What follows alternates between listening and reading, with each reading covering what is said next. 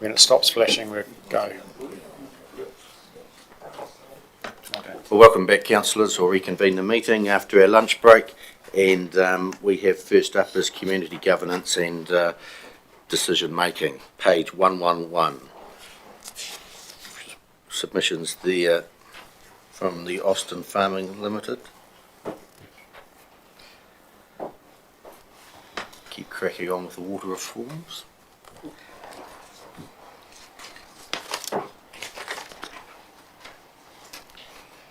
Methven Motors. Qualifications are required to sit around the table. Don't think you need any, really. Common sense helps, though. Oh, Councillor Lowen. Well, I was just going to comment on the next one, saying councillors are too old and salaries are too high. What else do you think?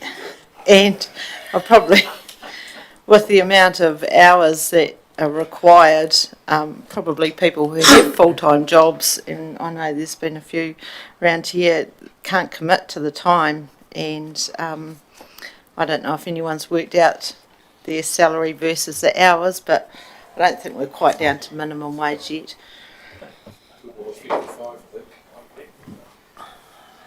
Councillor Wilson. Thanks, Mr. Mayor.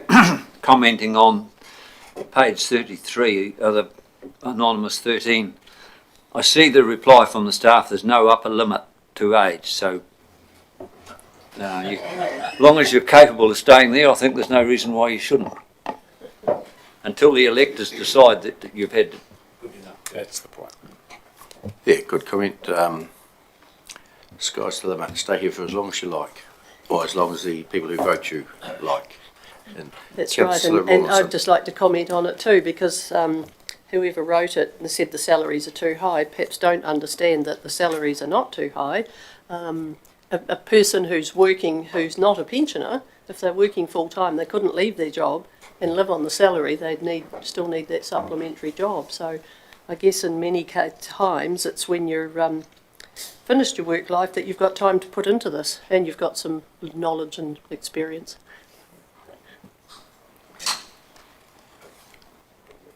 Councillor Floon. Yeah, the point I would raise is, why do we even take any notice of people who put in anonymous comments? To me, unless you've got the guts to put your name behind the comment that you're making, then why make the comment in the first place? Good point. Alison Fleming, happy with the answer there? Give back to her.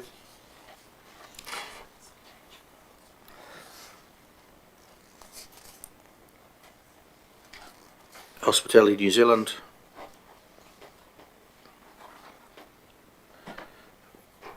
Like the LAP to be either appealed or significantly amended. It's not our role, though, is it, Tony, or is it? Yeah. It is. Through the chair, not the process of the LAP. We have one as a council, and it's up for review again in 2023, but the actual legislation that enables us to have an LAP is coming from central government. Yep. Youth Council.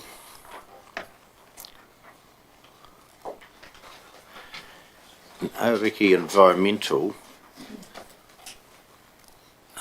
Comment there, Tony. It's there will be note of the relationship in the long-term plan, the full final document. Yeah. Through the chair, yes, there's a whole chapter dedicated to that. Perhaps it's a learning for us by not having it in our consultation document, and certainly when we looked around at other consultation documents, certainly more from regional councils, they had a specific section relating to mana whenua. And informal feedback from the Hines meeting. One member of the public there talked about the water at North East, and we submitted in our plan to ECAN about that for monitoring of the resource consents out that way, as they should with all resource consents. Takes us to the end of community governance. Next section is parking, property, forestry. Page 114 more. Right. Under economic development, is it? Yes, it is. Library and civic building first.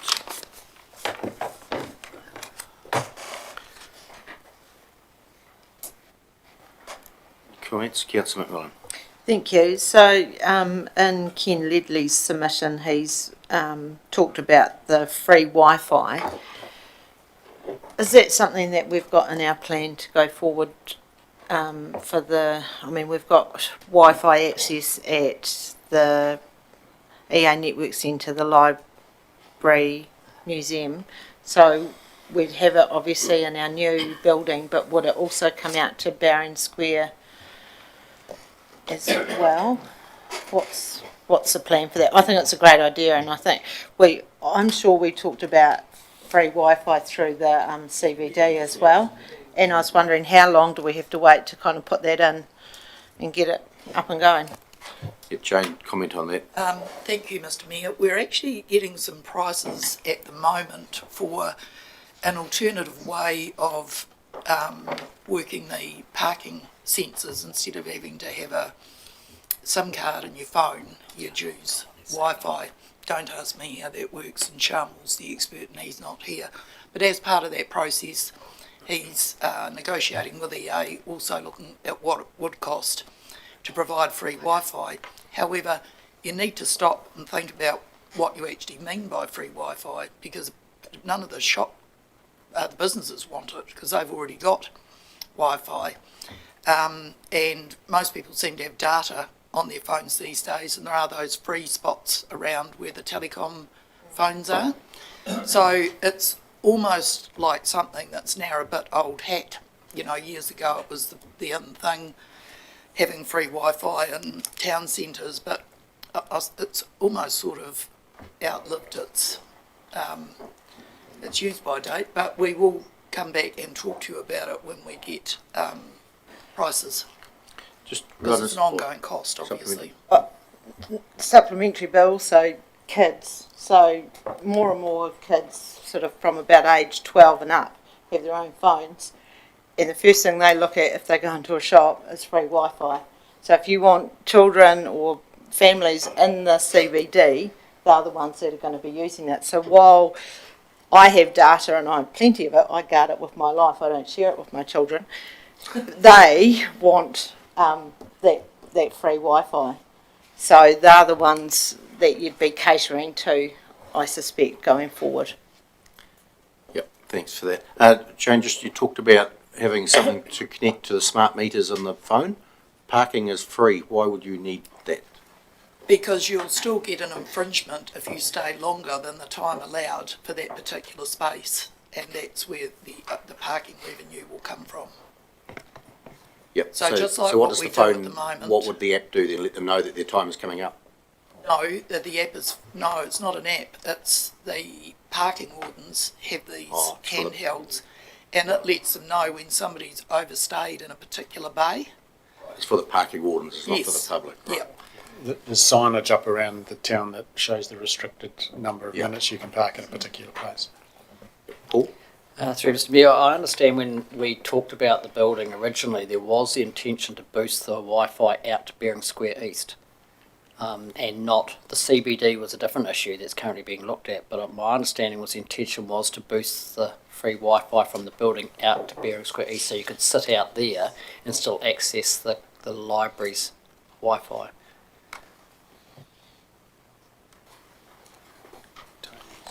Not Tony? Oh, sorry. No. Right. Comments here on page 115, Councillor Lovett. I was just going on to the park. We're talking about parking and not about for the camper van friendly town. It's going to be looked at in the future.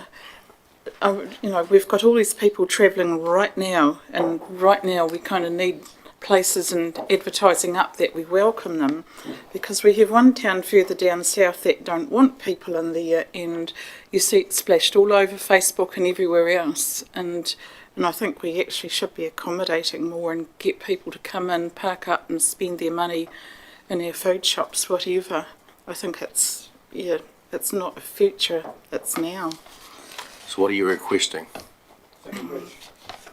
Perhaps some designated areas where they can park up, or longer parks, just some signage around. Jane?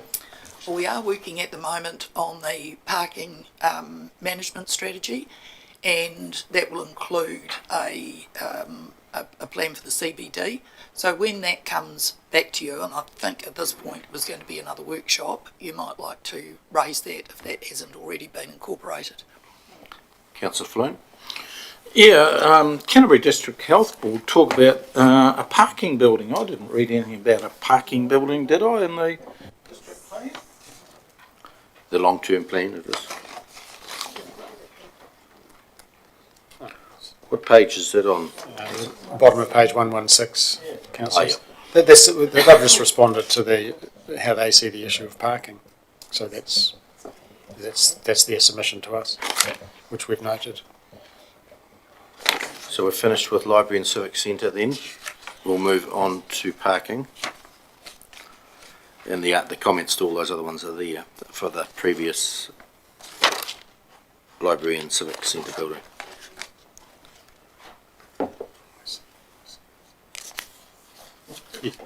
Sorry, Councillor Flynn, I do take your point. When I reread the comment, there is no intention to have a parking building in the plan, so they've taken something out of there and misunderstood it.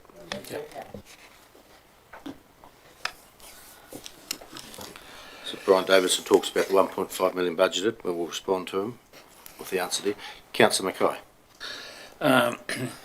Thank you, Mr. Mayor. Mr. Selwyn Price questions parking is considered CBD and transport trends over the next 10 years. Have we ever thought of making it possible for people to park and charge? Because we've got the free charging meters down there for the so-called future vehicle, the electric car. We're going to, obviously, if we're going to attract people, we need more. We're going to have to cater for the future. And I know road transport is thinking of a kilometre metre as against a petrol tax. That was mentioned to us recently. And I'm just wondering if we're making any provision for park and charge in the future other than what we've got now. So what I should really say is park, charge and charge, because it'd have to be a charge for the charge. For EVs, you mean? Sorry? For your EVs? Yeah. Yep. Will that be in the parking strategy we're doing, Joe? I'd have to double check that with Jeanette Ward. She has certainly mentioned the charging for electric vehicles and parks. It tends to be the electricity providers that do provide the parks. That's who's provided the one so far in Ashburton. But it is also the sort of thing that will be built into the future development strategy that we're working on behind the scenes, which is our plan for the next 30 years. And that will look at all those transport-related issues. But I will check and see whether it's in the actual parking strategy that we're working on. Okay. Councillor Lovett? I was just thinking with our new build we're doing, no doubt we'll be putting EV charging places in there. Will they be for the public or for council cars, or how there needs to be a strategy around that if they're going to charge for charging up their vehicles? Is that being thought about? The specific, through Mr. Mayor, the specific parks and charging stations are related to parking for the building, as opposed to a general public place. But we've got to wait for the parking strategy really to clarify exactly how that's all to drop into place. But it has been discussed and considered, but more in relation to council's own fleet than specifically a public charging place because of that building. So there's lots of those submissions on parking. We could feed all them into the our workshop, Jane, on parking. Well, we've already discounted the parking building on the grounds of cost, because it's really Oh, expensive. that's one submitted, but there's others there There's a about few, motorhome park and camper-friendly town. Those things feed in. Yep. Moving on to economic development. Page 119. Dividend the property and forestry. No, shot straight over that. Right there. That, you've gone a bit far. Right there. Page 118.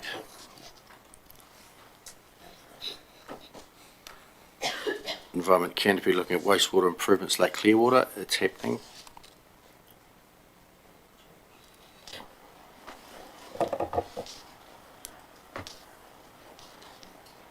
The Samoan CCC Samoa Ashburton looking for land to build a building on. How can we progress that?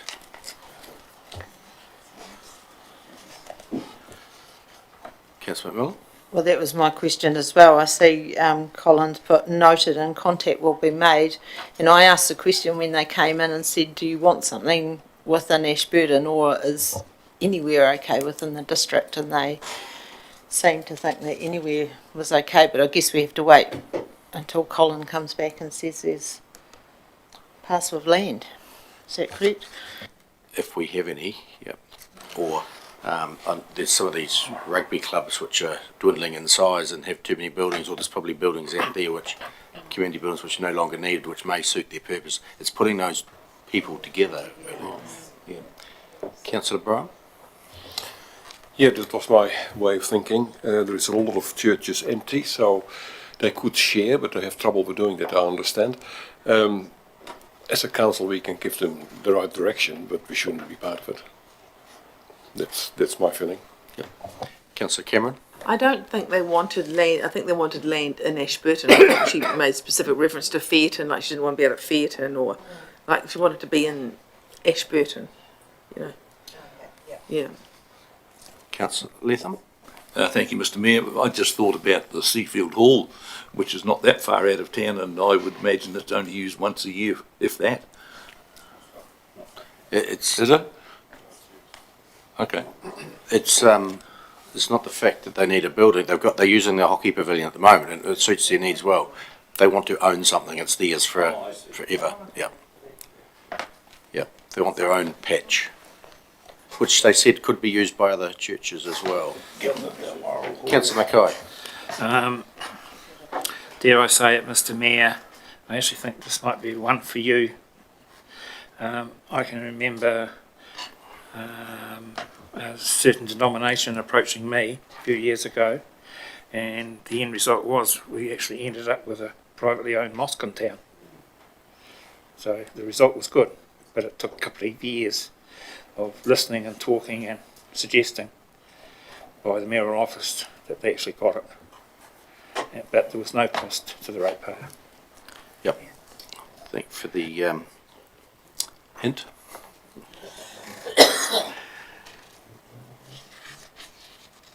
Anything further on property?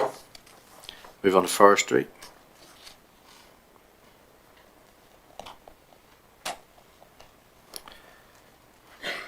There's a question there from Murray Anderson about how much of the sales was put into offsetting the general rate.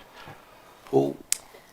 Through Mr Mayor, any sale of land goes back into either the forestry reserve or normally the freehold land account, and both accounts are used to offset general rates.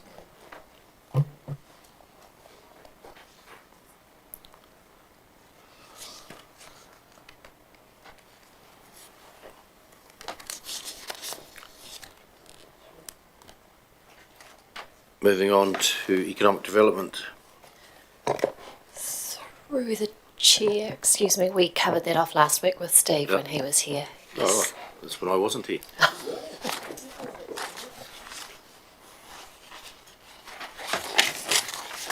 So, what's next? Turning building regulatory, is it? Yes, it is. We go over to building on page 139.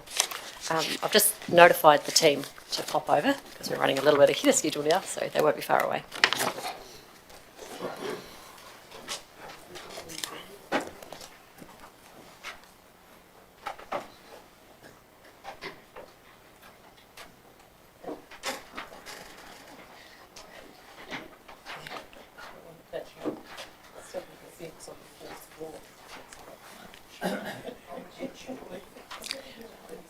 questions of submitters or the commentary there on their submission?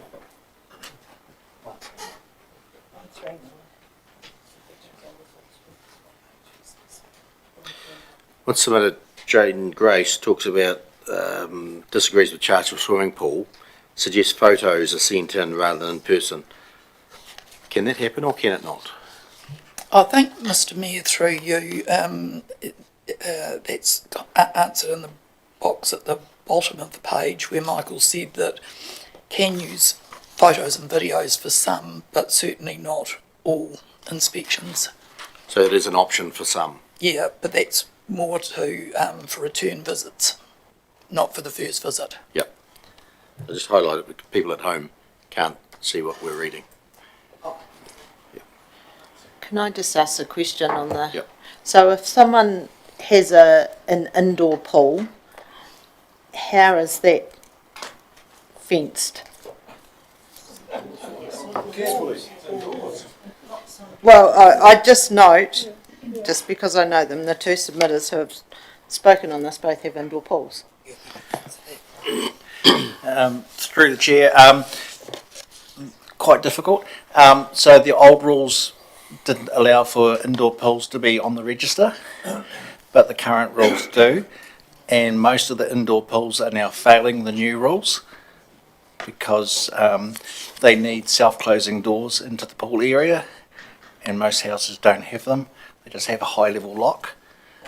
So there's been a lot of determinations through MB about that.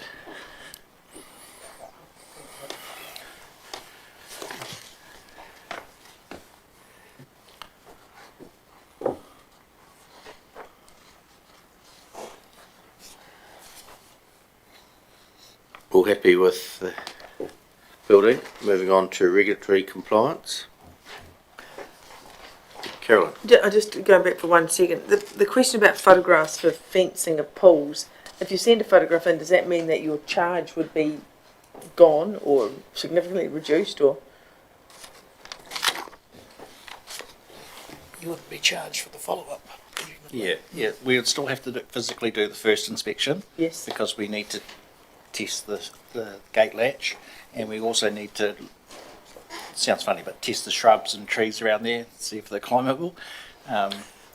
And follow up, we do currently accept photos, videos. And that's free then? That part is, yes. So you just issue them an ongoing consent and they're fine? Okay, thank you.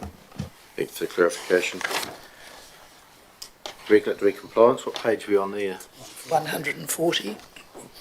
Oh, cats, yeah.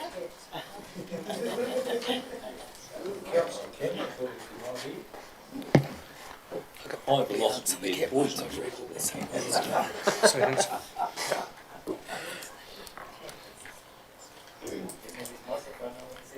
Councillor Cameron? Cats. I don't know that, I mean, I certainly support, registering cats as per the Selwyn District Council and other councils around the country, microchipping them. But I don't know that there's necessarily support for that in this district, but there's got to be some way that we can manage the exploding population of cats. I mean, do we have any suggestions from the clever folk at the end of the table? I don't know about clever, Councillor Cameron, but just to talk about the difference between, we're not talking about feral cats, because feral cats are the responsibility of the regional councils around New Zealand and the Department of Conservation, not TAs like us. With what Selwyn have just done, they had legal advice telling them not to go there, and it's pretty solid advice. The councillors originally wanted it in, but after a briefing and reading the legal advice, they took it out. But then when the submissions were heard on their bylaw for the keeping of animals, the three councillors who comprised the hearings panel put it back in. The reason the legal advice was not to go there, well, there are a number of reasons, but one is that, unlike with dogs, there's no national piece of legislation sitting behind it that enables you to enforce it. So with dogs, we have a dog control policy and a dog control bylaw, and that's done in accordance with the Dog Control Act. That allows you to issue infringements, etc., for non-compliance. You can't do that with cats because there is no Cat Act sitting there, and if you want to take enforcement action, your only option is to take a prosecution in the district court.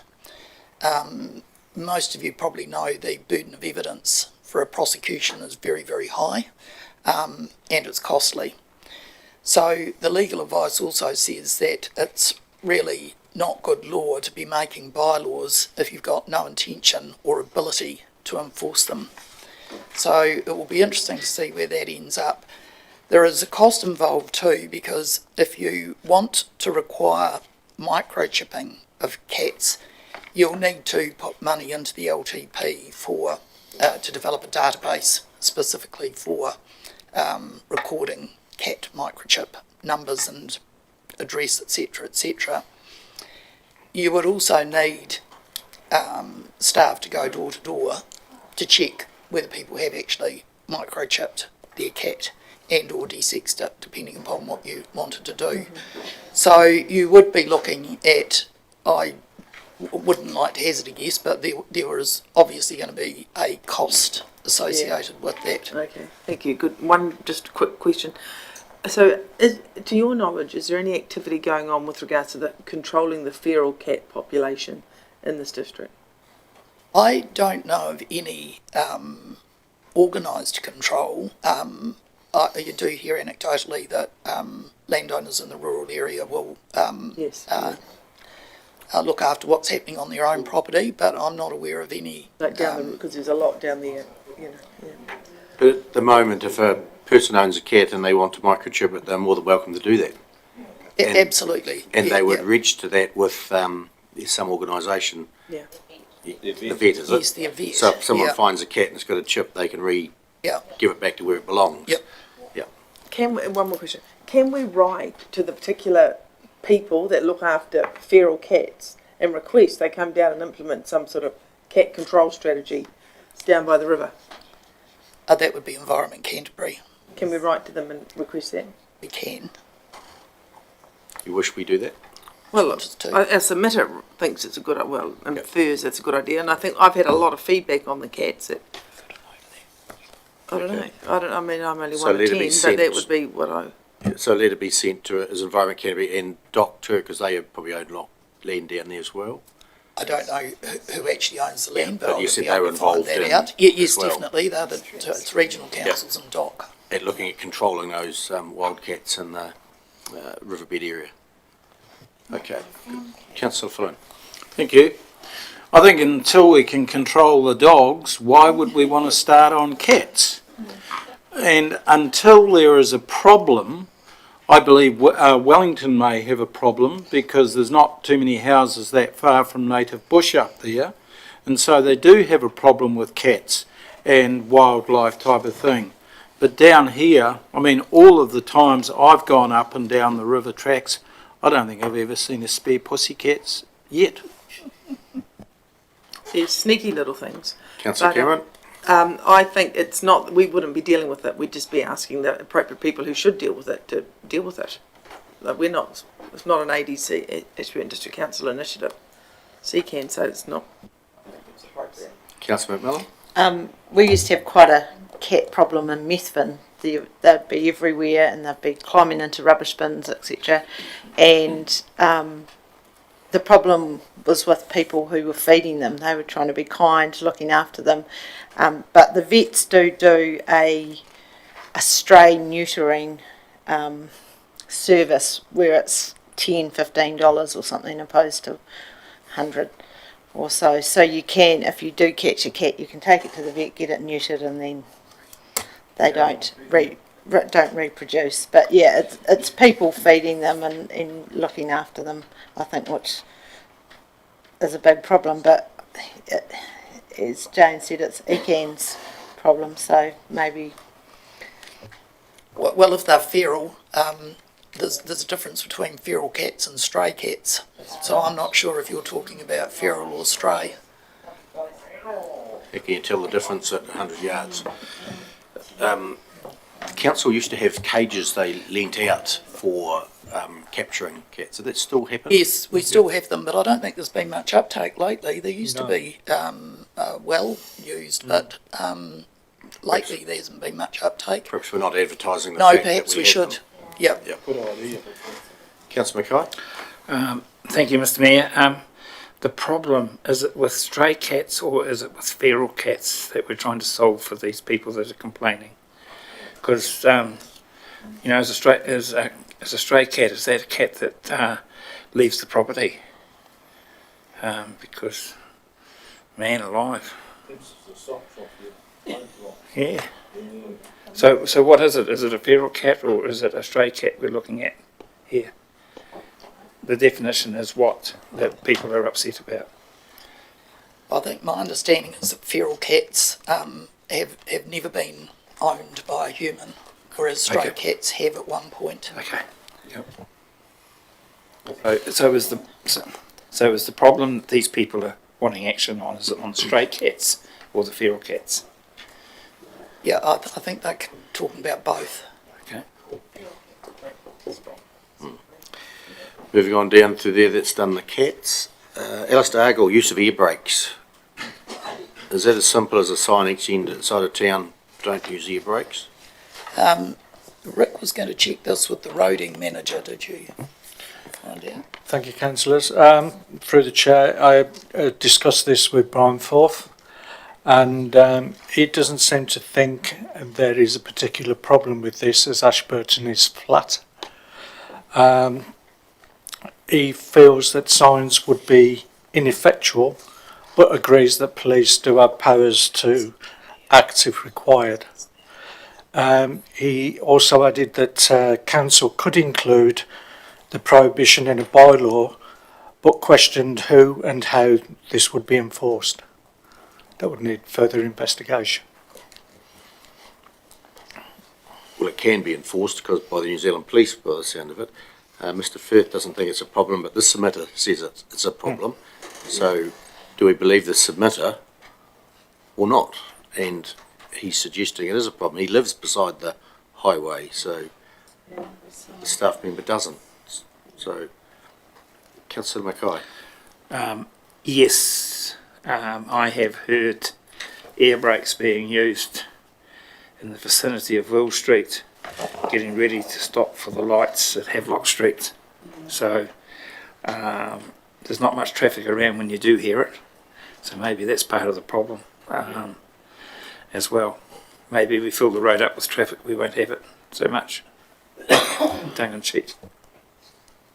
So a sign each end of the town would do it, and policing of it.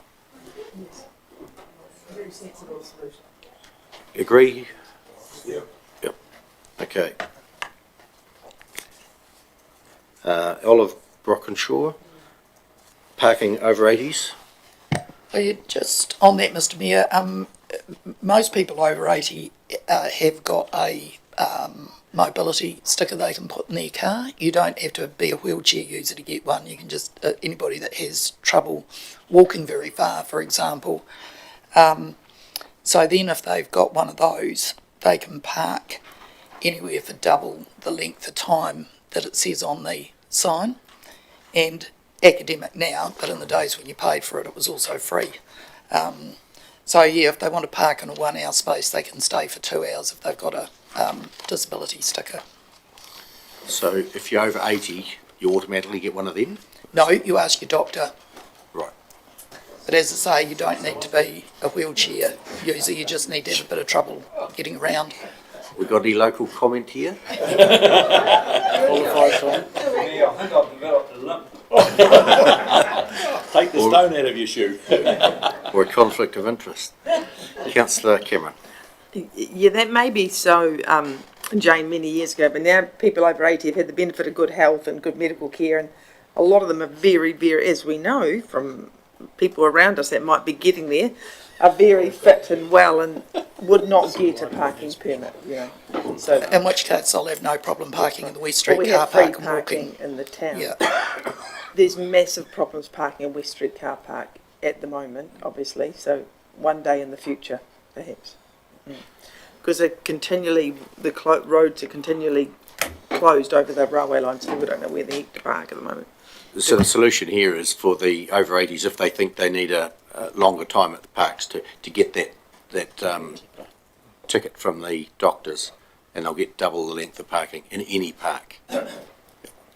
Councillor Same Wilson. subject, even if they are able and mobile, would they still be eligible to get a letter or the mobility sticker from their doctor? No, Carolyn's shaking her head. And I think we need to value those people because they are spenders in our town. They're not the ones that necessarily run off to the malls in the cities, and we should appreciate the fact. I like the comment there that you may investigate the provision of permits for over 80s going forward, because they are the ones who will spend in our town. Councillor Cameron. Totally support that, Diane, totally. Also, it's a respect thing, and as we know, and we can't, probably people over 80 are not always flexible to change, although many are. People like to park right outside. They don't necessarily want to walk 200 metres in the rain. So I don't see why. I think over 80 should be given free parking. I can't see the problem with that, really. Free parking or extended parking? A spot. Otherwise, free parking, they could park there all day and every day. Yeah.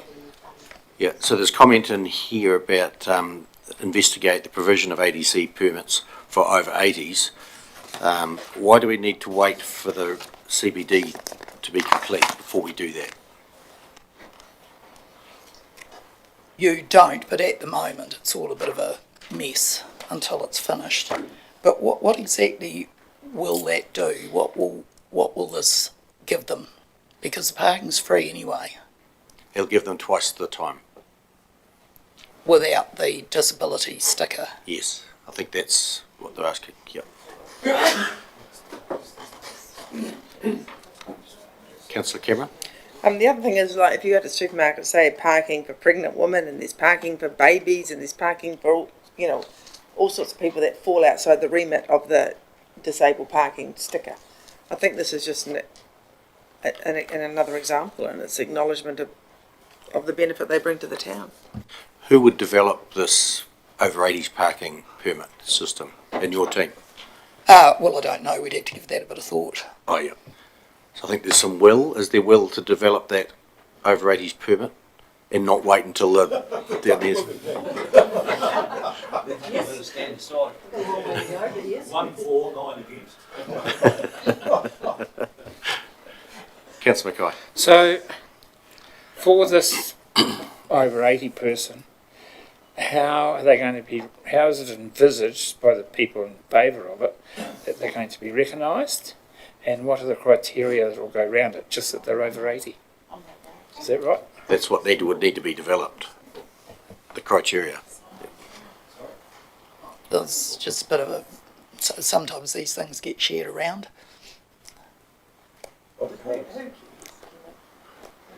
Well, when you're complaining that there's not enough car parks. Councillor Miller.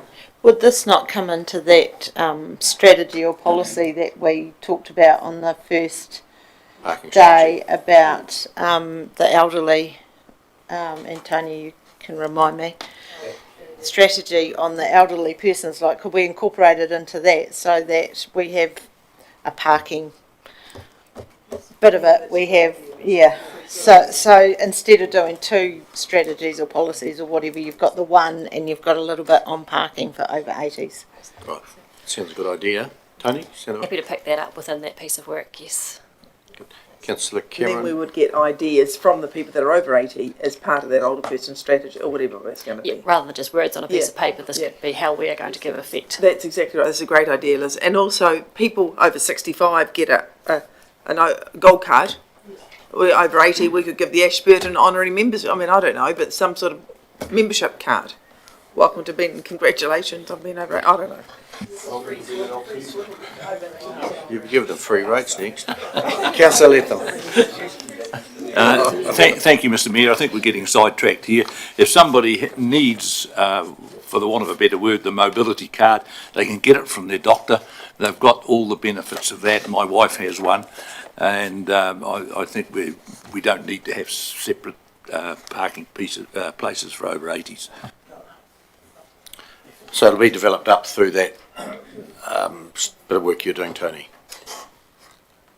Yes, is council happy for me to go and do that as a part of that piece of work? And you get to make the final decision as to which way it That's right. goes. So, because I think we were already going to have a look at that age policy, and this can be included in it, and council can accept or reject it at that time. Okay, page 142, Freedom Camping from Hospitality New Zealand and Mount Somers, and Sarah Stanaway. What can we do about freedom camping? Anything or nothing? We've just lodged a submission on the government's consultation document on freedom camping. The turnaround time was too tight to be able to bring that to the council, but it will be going on our website in due course.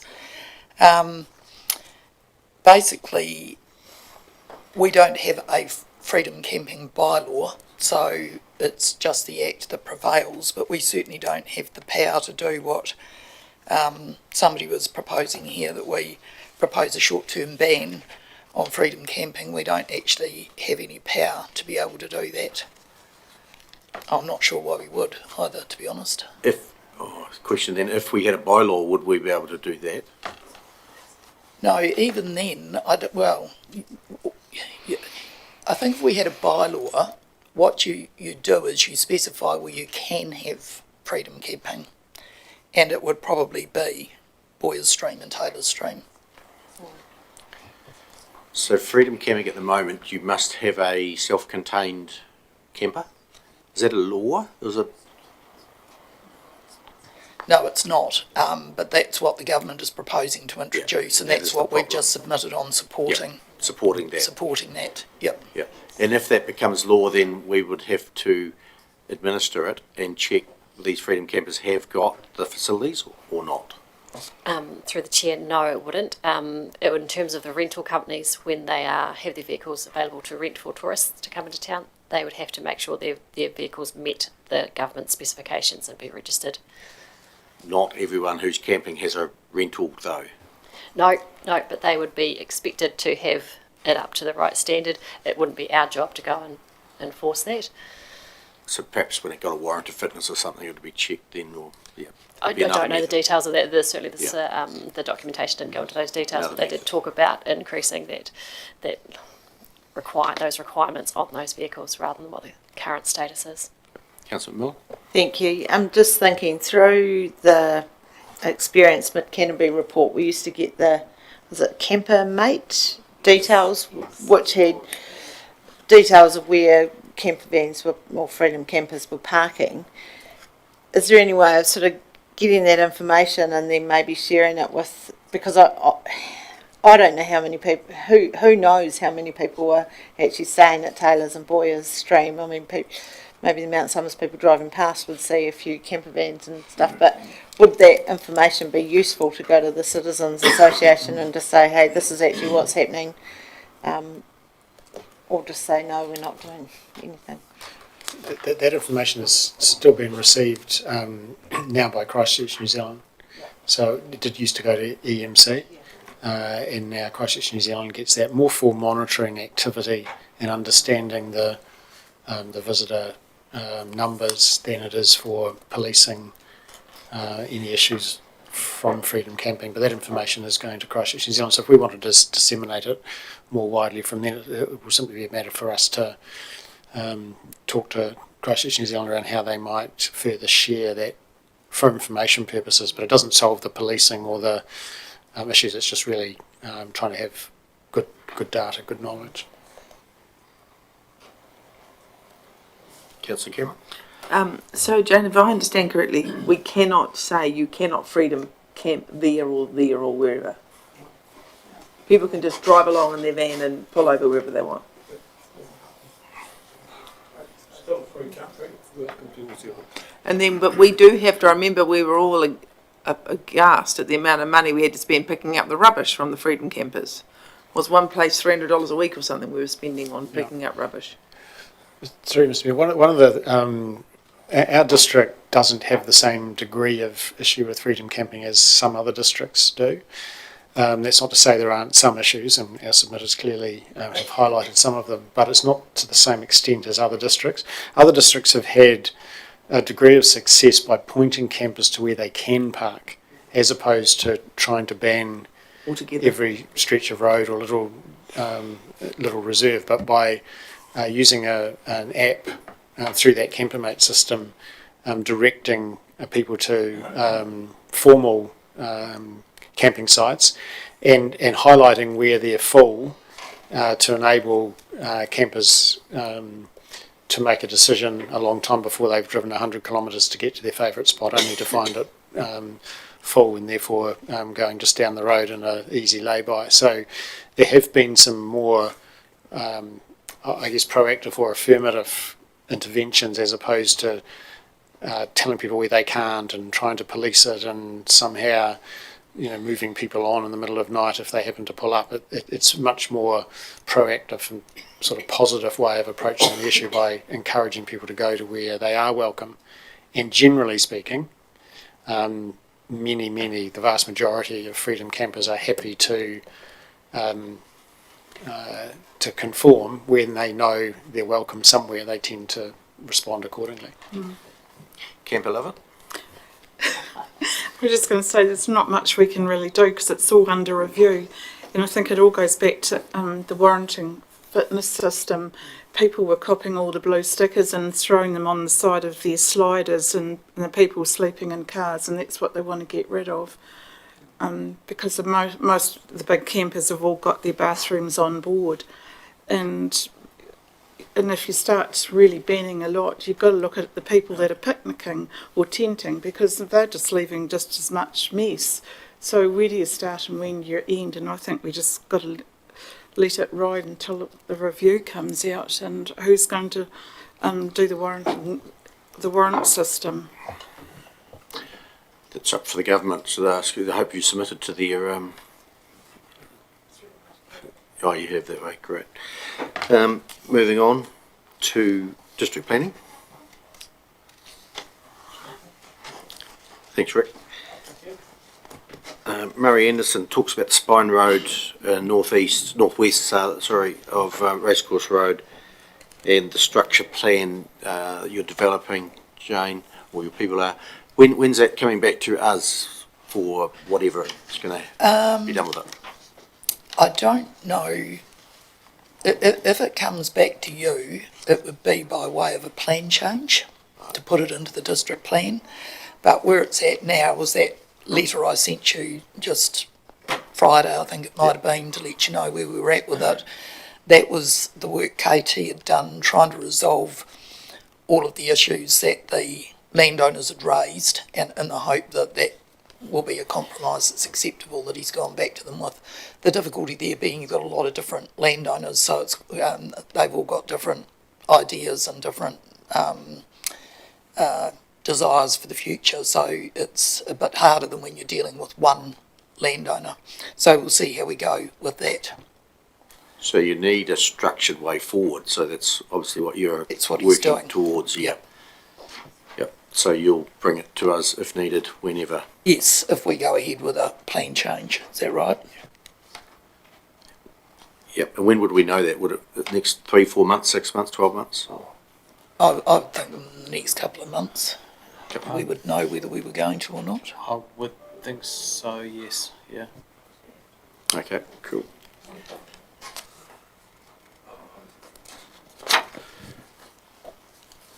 Further questions, Councillor Latham? Thank you, Mr Mayor. I see under Roger Bray's submission there, disappointed to see the piecemeal development of the town centre.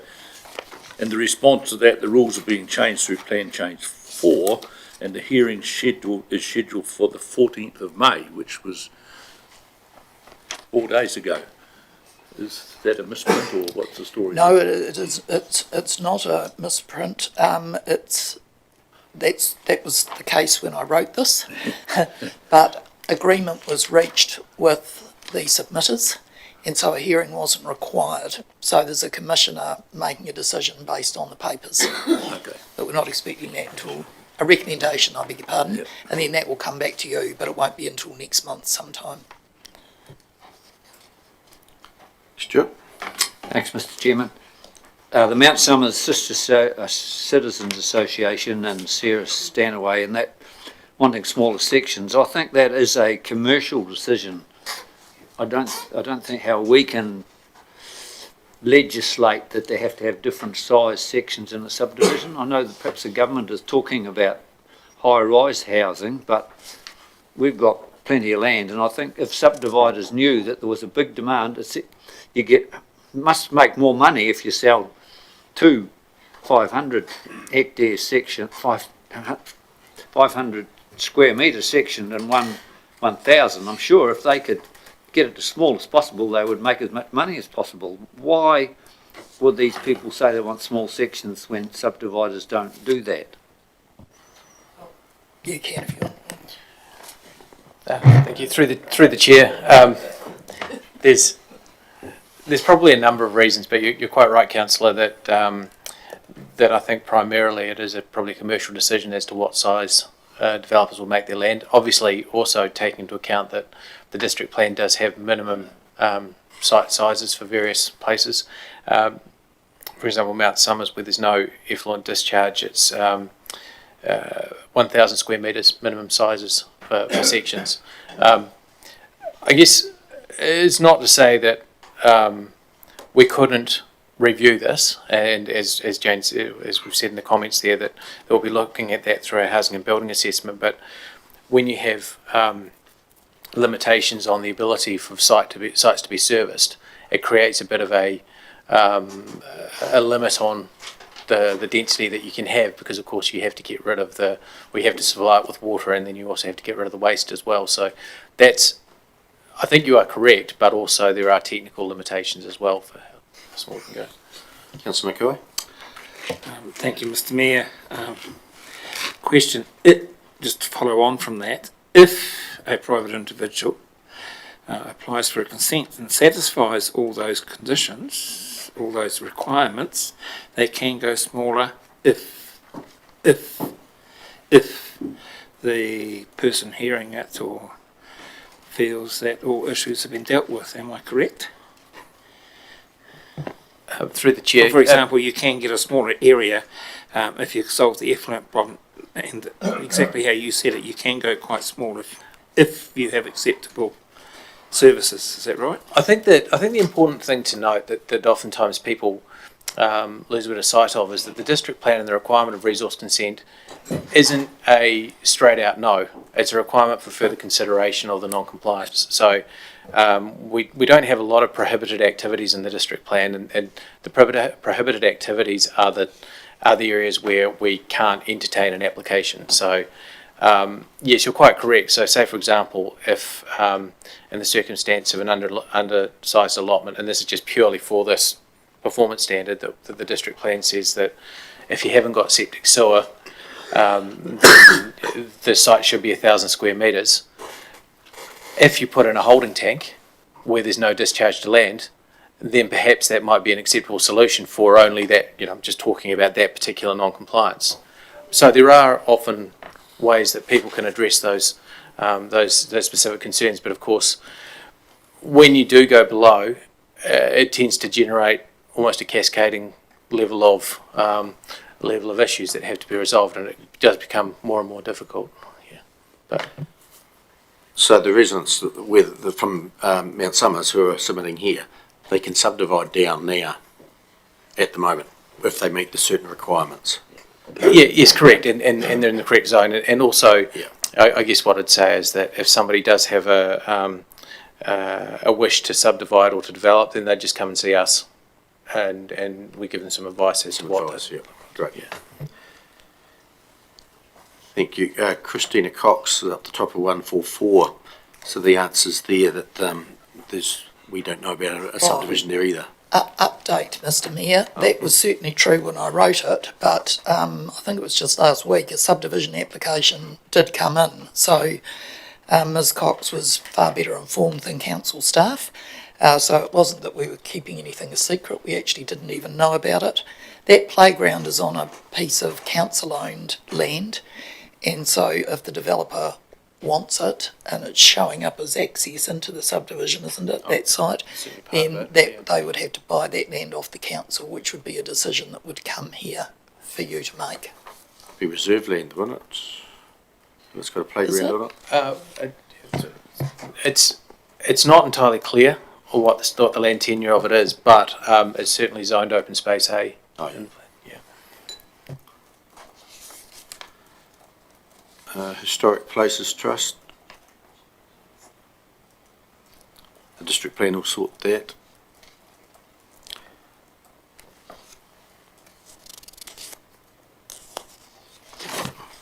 Page 146.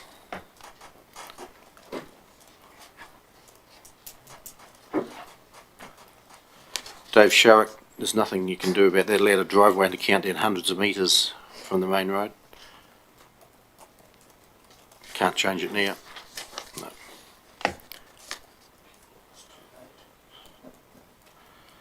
Note, Sport Canterbury.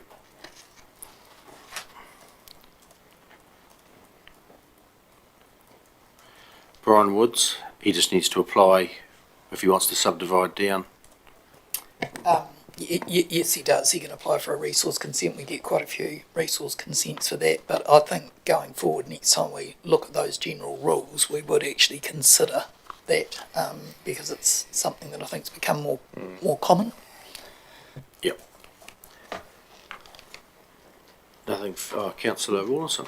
Can I just go back to the historic places notes? I see at the bottom there they requested that a staff member becomes the go-to person for heritage matters, and that was simply because if someone has a query, they always get a different person. Would that be something that was feasible, that there was someone who was sort of the go-to person for all inquiries around heritage? Through the chair, I think experience has been that it's been this guy that generally deals with most of them. Yeah, we are a very small team, and probably through institutional knowledge and various other things, it probably falls on my shoulders primarily. Once we get our new senior structure planner, quite apart from being a very good strategic planner, also has a qualification in architecture and urban design, so he has quite a lot of talent for these kind of things as well. So I suspect that he'll be a resource that we'll use going forward as well, alongside of all of his other projects he's got. Thank you. Sounds like a good solution. Councillor Wilson. Thanks, Mr Mayor. I've got a problem with the reply about rezoning in rural D.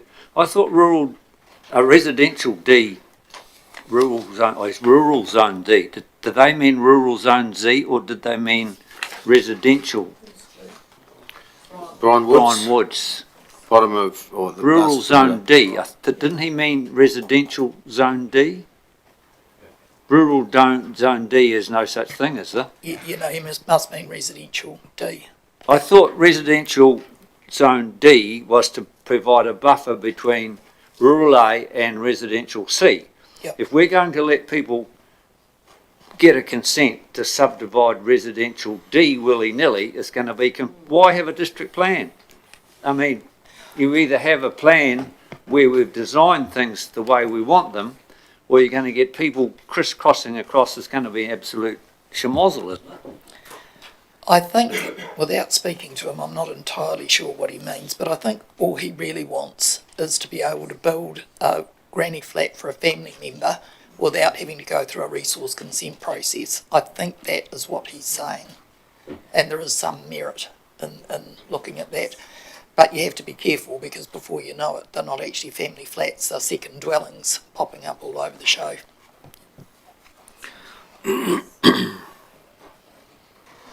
Nothing further on district planning. Moving on to finance and budgets, page 146. Thank you, Ian. Jane. Federated Farmers.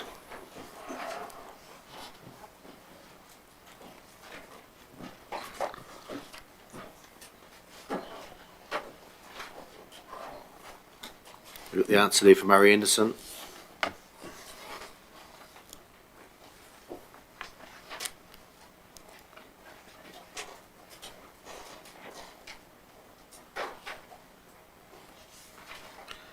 Murray Hawkes and Jeanette McLennan. The answer is there for them.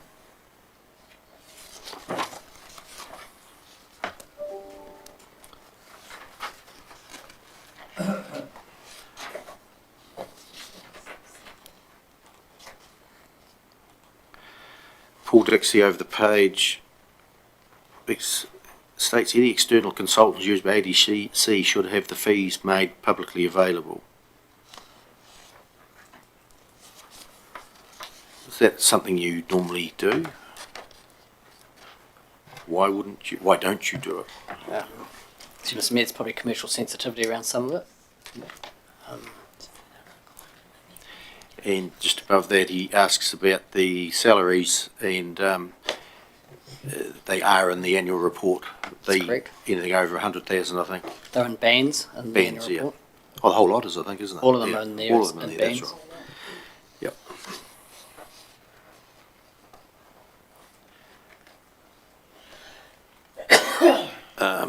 The next one, Murray Hawkes suggests a sinking lid on administrative overhead, staffing costs.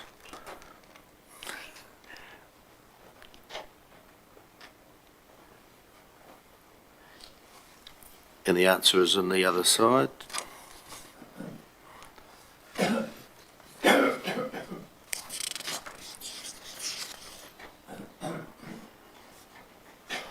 And Councillor Wilson. Thanks, Mr. Mayor. The Murthven Community Board about the large increase, we discussed that the other day, and didn't we decide it was possibly council staff costs that they could perhaps trim a bit? Wasn't that one of the answers? I think it was to do with the overheads, wasn't it, for community services, yeah. Thank you. Through the chair. So the paper that you got circulated late last week talked about options in around the Methven, and part of that was the Methven Community Board overhead allocation. So it's not looking to trim costs there, it's looking to reallocate a portion of that if you chose to do so. I've put all those Methven-based comments to be considered on the next slide, so maybe we want to park that one till then. Okay. IWY Trust questions why costs are 2 to 3 times CPI. And the reason is CPI doesn't apply to us. We have other. What's the local government index? What's that other index we use? LGCI. Yeah, that one. Yeah, which is generally higher. But equally, the rates level is driven by the work program that council approves, as opposed to either of those two indices. And with increasing levels of service every year from what the people ask for. So, yeah. Councillor Mackay. Yes, Mr. Mayor. In the Murray Hawkes McLennan reply, does it mention there about the extra jobs are given from Parliament occasionally, and the extra, like all other businesses face, the extra compliance costs? Could we not include that in the answer to him? Just expand on that a wee bit. Well, Parliament, in other words the government of the day, occasionally gives us quite often extra jobs and also brings in extra costs that we have to wear, compliance costs in our business. Yep. So we're like every other business, we have to wear those compliance costs, and they become an increased expenditure, so therefore we require, if we can get it, increased income, and being a council we can do that by putting the rates up. So can we not include that in our answer? Because we're not the only ones at fault here. We're given more and more jobs. As I said the other day to someone, Minister Smith was the worst of the lot. He gave us a lot more jobs to do and then told us we had to trim our budgets. And if you stepped out of line, you got taken out. Yep. I know that feeling. Through you, Mr. Mayor, I think we understand the point. We will include it. It's largely regarded as the unfunded mandate from central government, is the description of jobs that come without any funding. So we will make sure that our reply to the submitters includes that comment.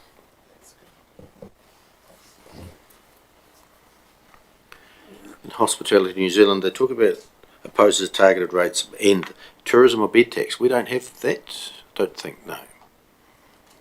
We do have targeted rates though. The more questions on that? No.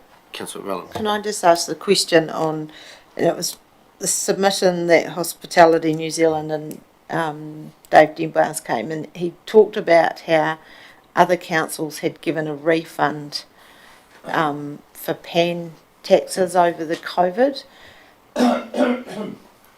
Obviously we didn't, but did other councils do that? And was there a request from Hospitality New Zealand that there would be a refund given for pan taxes over? Turns to me, I don't know what other councils have done in this area, but we certainly didn't give relief on that, and there was no request at the time. No request. It was council just deciding what they would do at the time.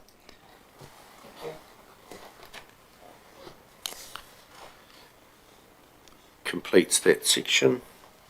Thank you. Next one, Methven rate increase. Oh, we've done the informal community feedback, sorry. Page 149.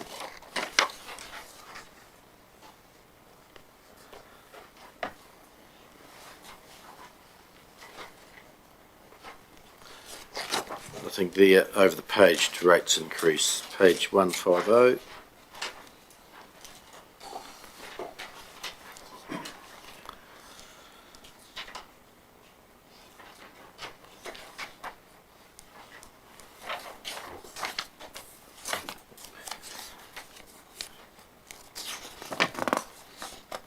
Any comments on the submitters?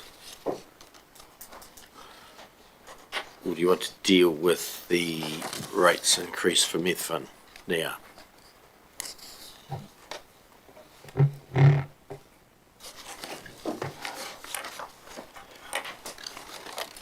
Paul. Through Mr Mayor, the memo that you've been given, I just want to make a change to it regarding Methven. At the bottom of the first page where it had the Methven Community Board overhead allocation, the way we were going to change that is quite difficult. So what we've done to achieve the same thing is we've left the overheads exactly the same, and we've put $25,000 of general rates into that cost centre. It's exactly the same effect, but it means that the overheads don't get respread. Because to change the overhead allocation affected everywhere. This achieves exactly the same effect as if you had shifted them into a general rate area. So they stay where they are, but there's a $25,000 contribution from the general rate. If we'd shifted them, it would have been exactly the same effect, but it was a lot easier to do this and achieve the outcome you wanted than to shift the overhead. Which you won't affect it, and what we discussed earlier this morning was the water meters and not putting a lot in, but looking at option 4. That would affect this as well. It would have a minor difference because it's all part of the group. So if, depending on how, I'm not sure we've actually got to a conclusion on how we actually treat that yet. The bottom, and perhaps we'll hold off that, but you're either going to have a choice when you get to that of do you leave the 5 million in which case we're going to fund it and it'll have no change, or do you take the 5 million out and just leave the cost of 10% of the water meters in, and either way you're going to have an issue depending on when you get to that decision point. Or you push it forward.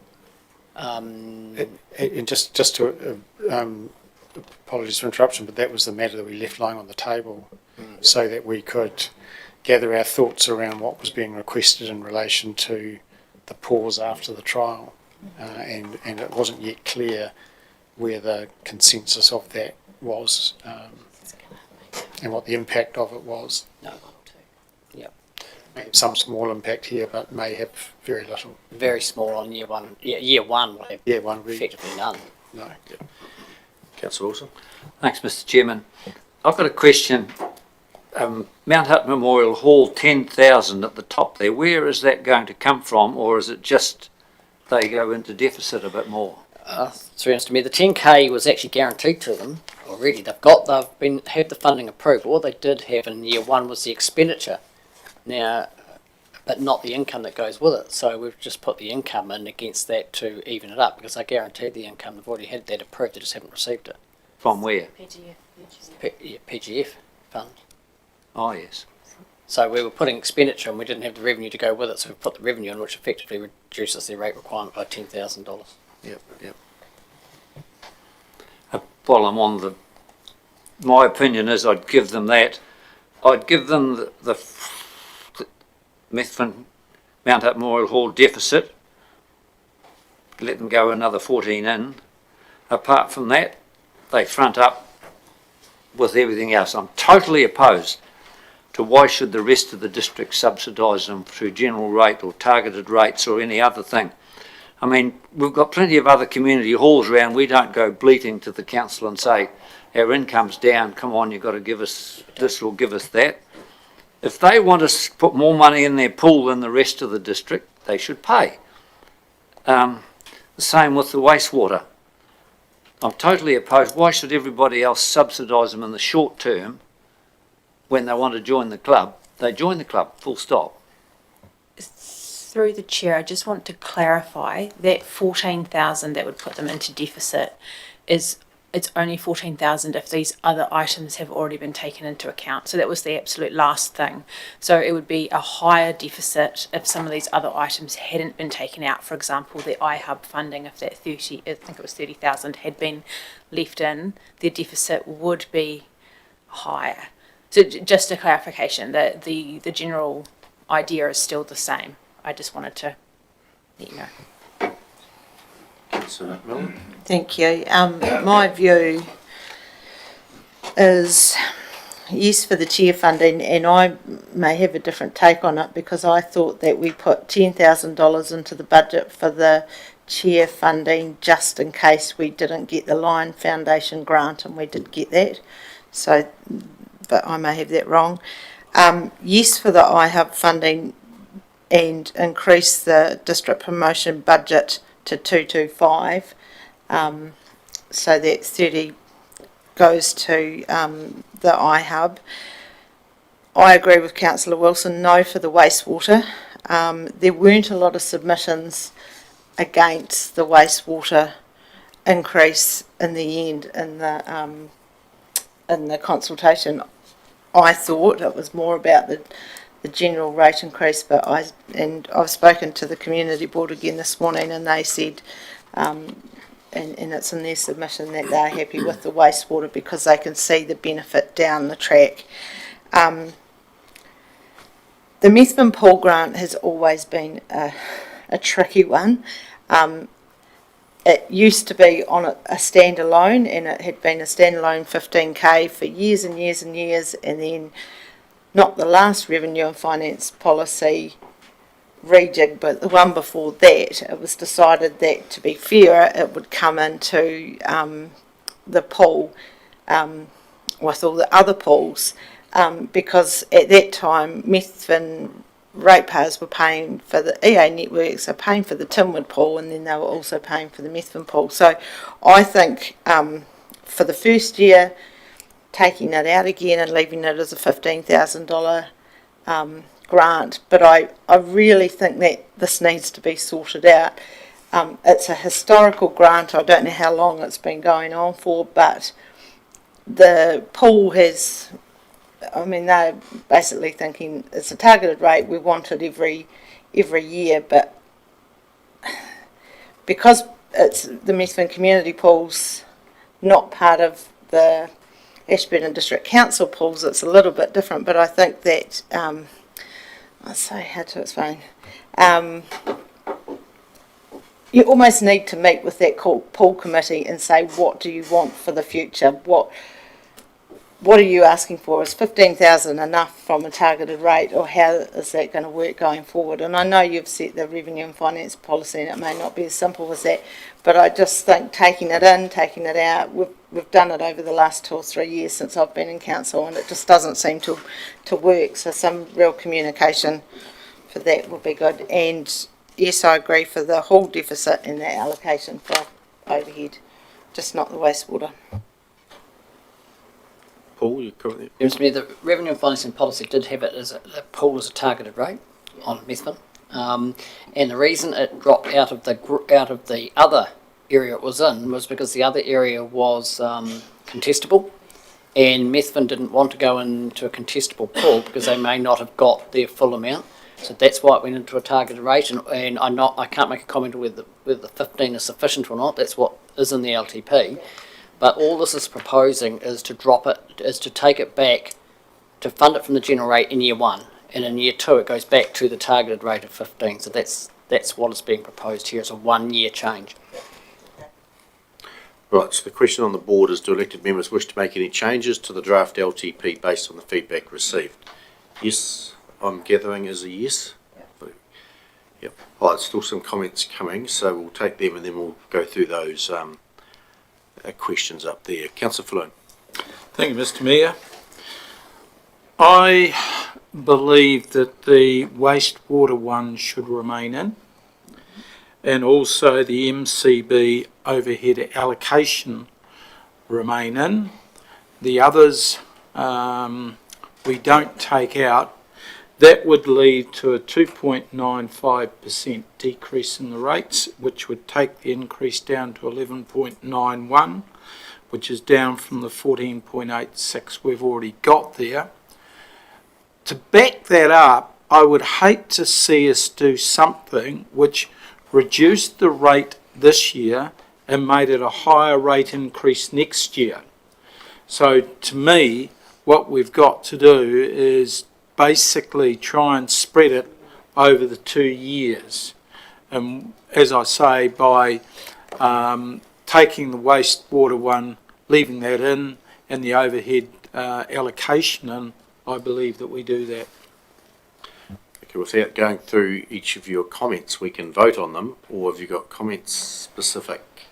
Caroline. Just clarification on the chart.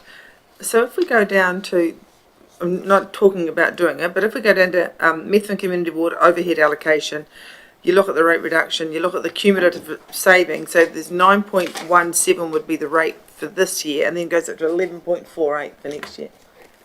Yeah, so it's balancing. If you took all those savings into account. If you look at year 2. It's got to be paid somewhere. It's not forgiving it. Yeah. Diane?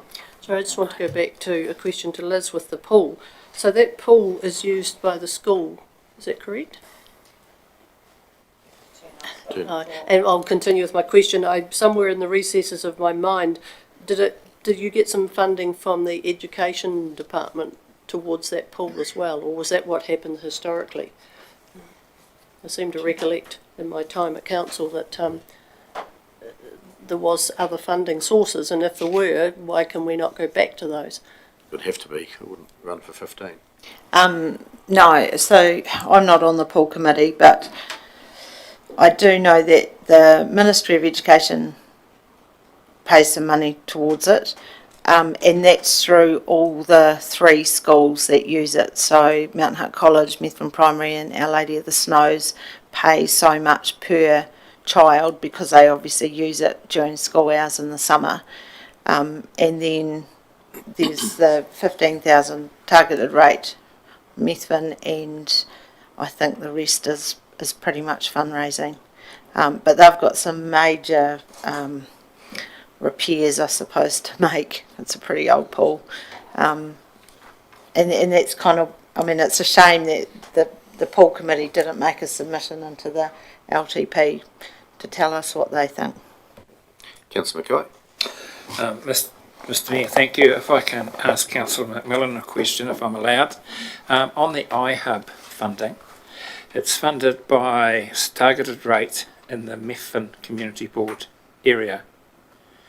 So my question is, does Mayfield, Mount Somers, Staveley or the Rakaia Gorge benefit from any of that iHub activity in any shape or form?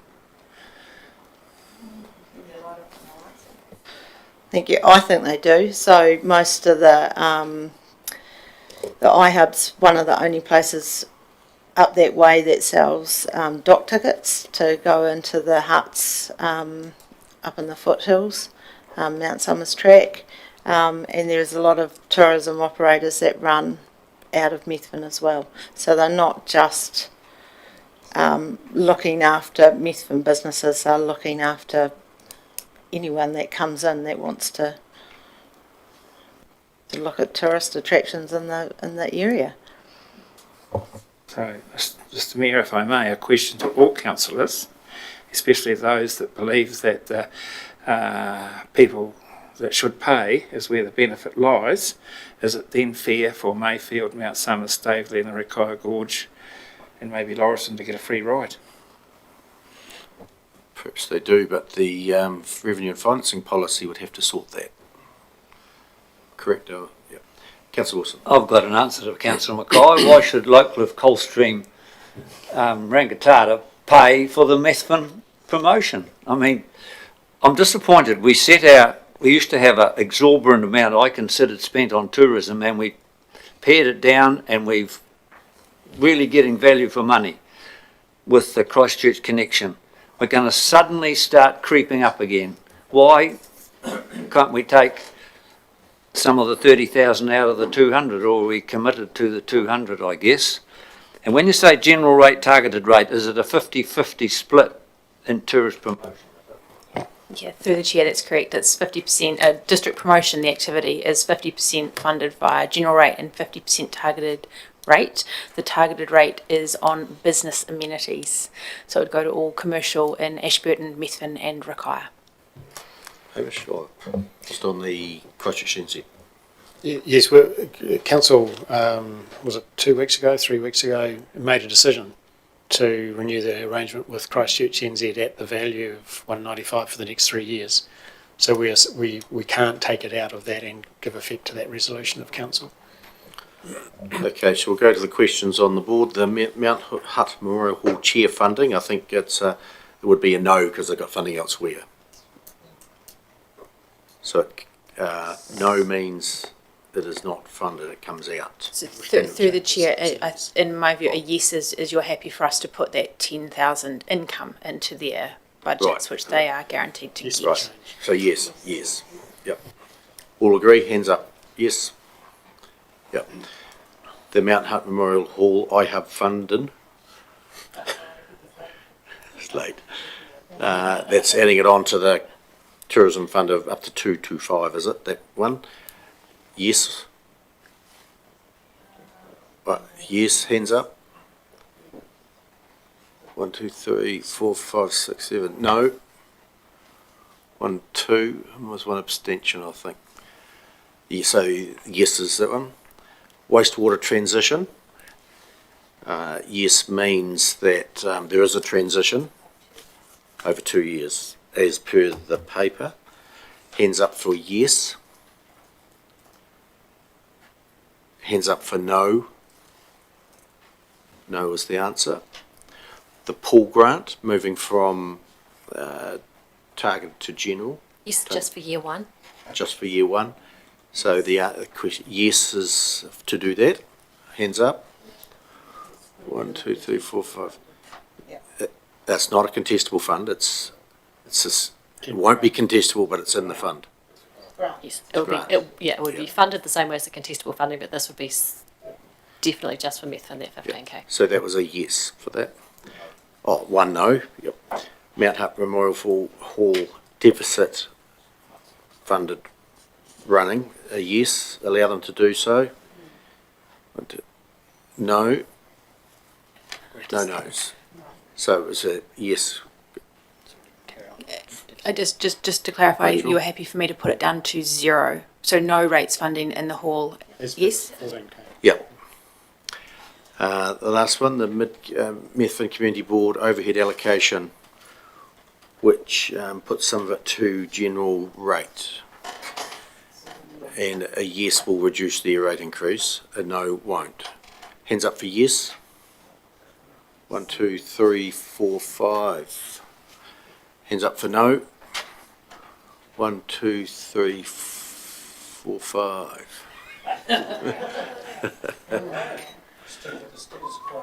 I could do whatever I like. It was the previous mayor that stayed with. I will say yes.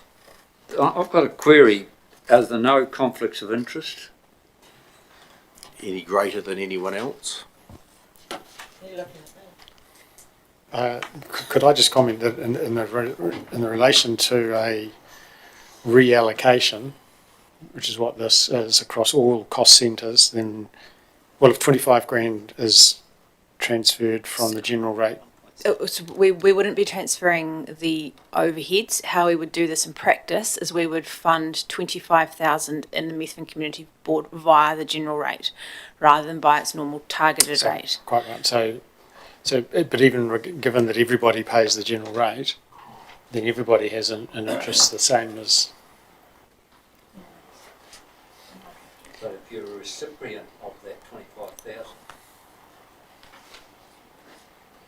Wow. Yes, but there's a lot of conversations around this table where individuals have particular interests in particular rates and are free to represent that view. So I think it would be harsh to, my own interpretation, would it be very harsh to rule that on this one instance when there are any number of conversations that we have about rates and targeted rates and the treatment of particular properties where that is not deemed to be the case.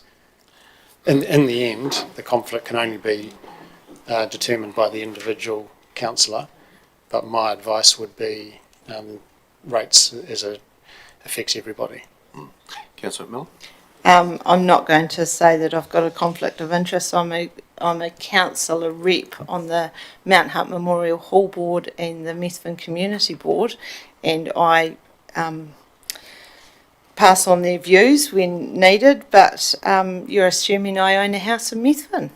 I'm not going to tell you if I do or not. The question is, it leads up to community grants. I know the Hines Community Centre has got an application in for a community grant. If you rule this way, it means I'm quite happy to put my vote in favour, or whatever the decision is. I won't stand down. You will make that decision. Yes. I thought because I was involved with that community, I would have to stand down, but I'm obviously don't. But you will make that decision. But yes, there's no one's ruling anything. I've just given my perspective on a range of discussions that I hear around the table in relation to all sorts of rates and targeted rates and matters, where this one wouldn't appear to be any more conflicted than any number of other conversations. And where you're representing a group of ratepayers, you could, in my view, argue that you're haven't got an individual interest, whatever that. But in the end, only the individual councillor can decide whether they're conflicted or not. And the person who doesn't like it can complain to others, and that'll be a determining ruling after a period of time. If a member of the public disagrees with that member's decision they make on it. Yeah, Councillor Flynn. Just in Liz's situation, I do not believe that she's conflicted at all. All she is another ratepayer who just happens to live in Methven. So from that point of view, she's not conflicted. Councillor Cameron.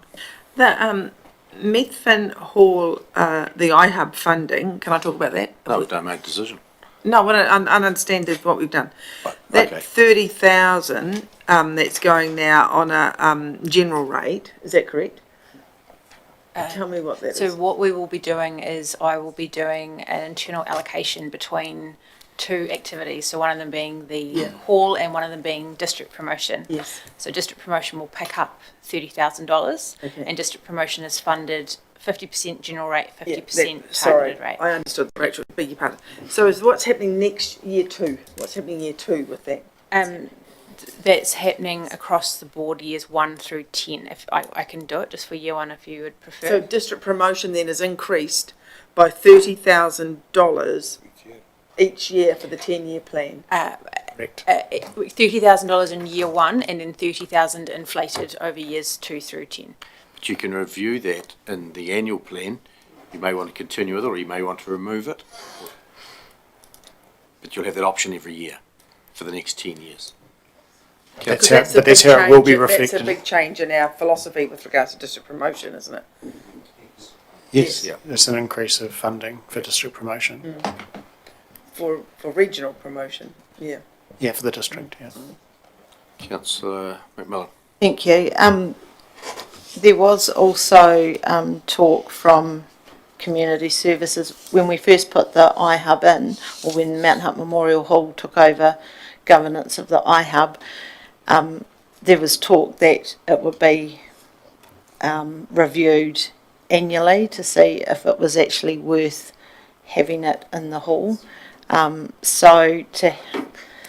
While it would be great to have the 30 grand every year for 10 years, I'm not so sure that that is actually what the idea was in the long run. Throw a spanner in the works, sorry. Well, I think it's 6 of 1 because the review will need to be held, and either it'll need to be continued or discontinued. And if it's already in, then you won't have to add it. And if it's to come out, we'll subtract it. So in the end, I think it's a little bit 6 of 1. So, Paul, I heard you tapping away on your calculator. So, did you come up with what does the decisions we just made? What does that mean for Methven for year 1? So you've made one. You've only taken one out, which was the wastewater. Yeah. So the rate increase in year 1 for average residential would be 10.9. 10.9. Yep, and in year 2 would be about 9.75 or 9.8. There's going to be a slightly less of a decrease for commercial because they pick up half of the $30,000 through the targeted the district promotions, so they'll be slightly less. So residential about 10.9. We're under this, it had 9.17. So $350,000 house, which is your example, would be about 10.9 and 9.7 for the following year. Yeah, that's correct. Good. Equalised it there. Good. Thank you. Then next item, other feedback and funding requests. We're finished with Methven. Page is 157. Aoraki Environmental. We're silent on climate change.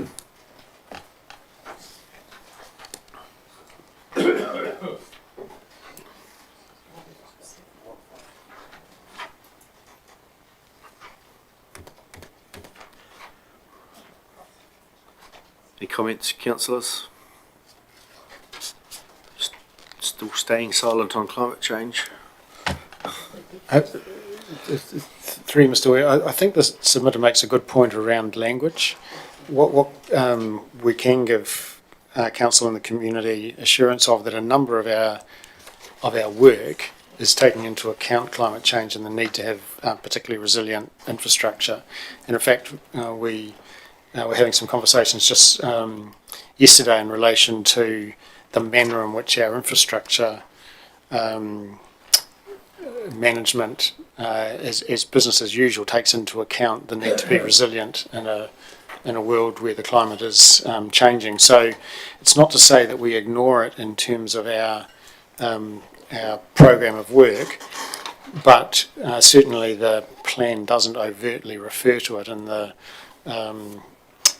language that the submitter expected.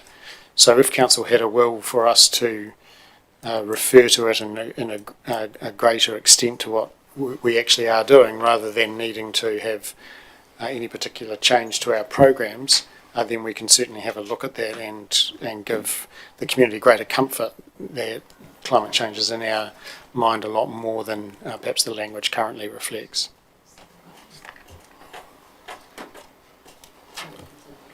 Councillor Mackay.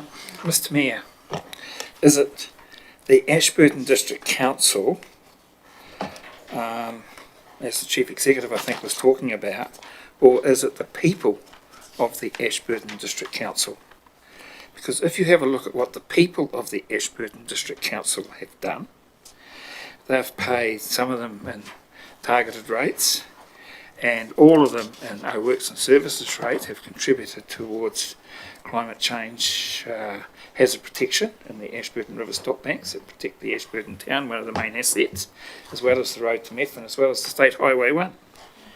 Then if we talk about the people of the district, we talk about all those people that have invested in irrigation schemes so that they can produce food and income for New Zealand. A classic example is if you drive around the county now and have a look at the corners of where there are pivots, you get a classic of what the Canterbury Plains used to be like at this time of the year if it didn't receive rain. And what you did see was you saw lines of silage. If they were lucky to make it, you saw lines of straw and hay, you saw lines of wheat, barley being fed out. So as a district, I believe we are contributing a lot to climate change. And not much of it has actually come through this council, which is actually a good thing because this council has been able to get on and do its core business of providing the services required for the people without having the extra cost of providing a lot of climate change. So, Mr. Chief Executive, if I'm hearing you right, I actually agree with some of your words that it's in the explanation of what this district and its people have done towards climate change and will do in the future. Yes, but not quite my point. So I agree the district is doing all those things that you so eloquently describe. However, this is the Ashburton District Council's long-term plan. So I don't think the council, and I don't think the submitter was referring to all the good works that the community may be doing. The submitter was referring to the lack of overt reference to the council's work in this plan. And right across New Zealand, you can see the community, to one degree or another, less here than in some places, but the community expecting their elected representatives to show some sort of leadership in the issues of climate change. I think we are doing that to a greater degree than we have said in our plan, and that my suggestion is that we can elevate those things we are doing, not the community, but that we are doing, to give the submitter and other members of the community greater comfort that we are taking the matter more seriously than the current plan implies. So no, I wasn't referring to all the good works that private individuals are doing. I was referring to the role of this council and the things that we might be doing. And we've seen right across the Mayor's a member of the Canterbury Mayoral Forum Climate Change Working Group. We have our own climate change policy which we adopted and are proud of and will start to give energy to give effect to. And our own infrastructure planning, we're taking into account a changing climate to ensure that that infrastructure is resilient for the future. We've started to have a look at, in the early stages of council's own carbon emissions to see what role we can play in that space as an organisation. So there is a range of things that we are actively doing that just aren't currently reflected in our own words. And that's what I think the submitter is reflecting on. So we just need to add a few more words into the long-term plan, is that? Well, yes, I think we just need to own some of the things that we are actually doing and making sure that the community can see that there is a role that we are playing in this space that isn't currently reflected in the plan.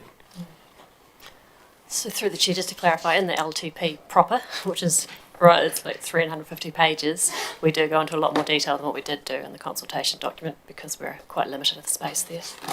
So that's a really telling comment. So the plan itself has got reference to it. It's just the consultation document was perhaps a little bit short on it in hindsight. So that's what we're referring to, Councillor. Okay, so climate change tidied up. Angus. I still think, Mr Mayor, if we can somewhere along the line give people who are making a difference some credit, we may actually be able to move quicker still. Because after all, it is the private individual that buys the electric car. Yes, I understand the point. We'll reflect on the point, but in its essence, this plan is about the Ashburton District Council as opposed to all the activities of the private community. Yep.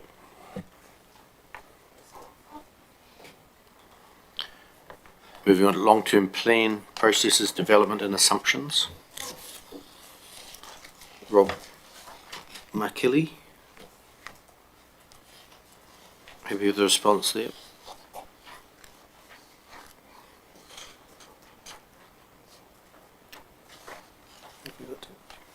Here, page 161.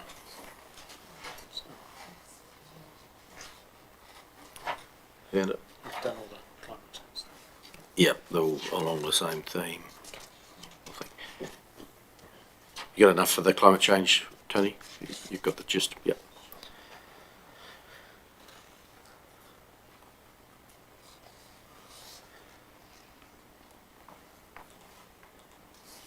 Mary Ralston talks about agricultural-based economy. We call an agricultural-based economy. She's saying environment-based economy. Any differing views? Councillor Wilson? Yes, Catherine Kilgour, I know Peter Reveley said the same thing. I know it was, those two first subjects were quite important, but when we put our consultation document out, they sort of, elderly persons housing and water meters, it sort of overrode everything. It almost looks like that's all we were really considering. I know it was important, but the others sort of faded into insignificant. Thank you, through the chair. It's a really interesting debate around where your issues sit for a long-term plan. So the legislation is really quite prescriptive in terms of a matter that is of high significance. You have to present options and the impact that would have on ratepayers and give people the choice. So it's actually quite a little bit different to some of our other consultation that we do where we say we're doing this and do you like it or not. So because of our significance and engagement policy, the drinking water meters and the elderly persons housing both triggered that high significant threshold. Therefore, they needed to be the issues that we raised front and centre and had the level of detail that was in there. And that was the only way we were going to get the consultation document through audit. It's a really interesting point, though, because roading is our biggest spend activity. But did we have an honest option of not spending that from a budget perspective? Because, yes, it's an important part of our activity and it's just almost BAU for us. So I guess we weren't going out to say we are going to not spend that and have this subsequent impact on levels of service. But definitely we'll take the point on board that in the future perhaps we need to keep those infrastructure heavy projects front and centre as well, a little bit more than what they did in this. But at the same time we're really mindful. I mean, we were trying to keep this brief and it's still got 43 pages. So it's a real balance that we just don't go and repeat the whole long-term plan and put that out for submissions, that we actually have a good summary and in front of people. Another 10% to be spent on roads. Well, potentially, yeah. That would have sparked the significant debate. One submitter, when he spoke to us, he didn't put any submission, but when he spoke to us, he's removed the road funding altogether. One submitter did. Councillor Flynn. Yeah, just coming back to the Mary Ralston comment that we should be an environment-based economy. The way I look at it, what came first, the environment or the agriculture? So basically, we only have an agricultural based, environment if we've got an environment-based economy. So I really don't give a stuff which way you put it, actually. We're asking for a view that we need to form a view, agricultural or environment-based economy. I think we're an agricultural-based economy. Yeah. Agree it's agricultural, or Councillor Mackay? Well, actually, it's the environment that actually determines on what you can grow in that agricultural economy. So I think maybe she's got a point, to be quite honest. They're certainly related, yeah. She's got a point, because if we were still all tussocks and that sort of thing, we'd only have a few merinos running around. Which is where they want to take it. Whereas we are producing onions, tomatoes, vegetables, all types of stuff, even blackcurrant juice. And if we just had a totally agricultural perspective, I don't think we would have that quite. That's why you understand. That's why the individual understands the words. Yeah, Roger. Thank you, Mr. Mayor. Mary was obviously very passionate about her submission, and she wanted an environment-based economy. I suspect if we asked the submitter what she meant by an environment-based economy, she probably wouldn't be able to tell us. It's something that she's passionate about and perfectly understandable, so I think we shouldn't waste any more time on it. So I was just reflecting that the manner in which GDP is measured in terms of the produce that this district relies on tends to be called agricultural. The point that she makes is obviously valid, that you need a healthy environment to produce goods, but the manner in which the output of our economy here is generally measured is in terms of its agriculture. Okay, and Meth and Motors, there's a answer to his question. Brian Jonas, the colours are hard for elderly to read.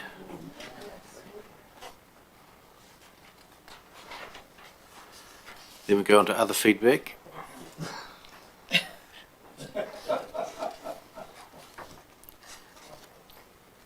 Hospitality New Zealand. No. Caroline. I'm just going back to the Meth and Motors submission. Right. I think that's a good point. How are we going to communicate the outcome of this discussion of the last few days of decisions?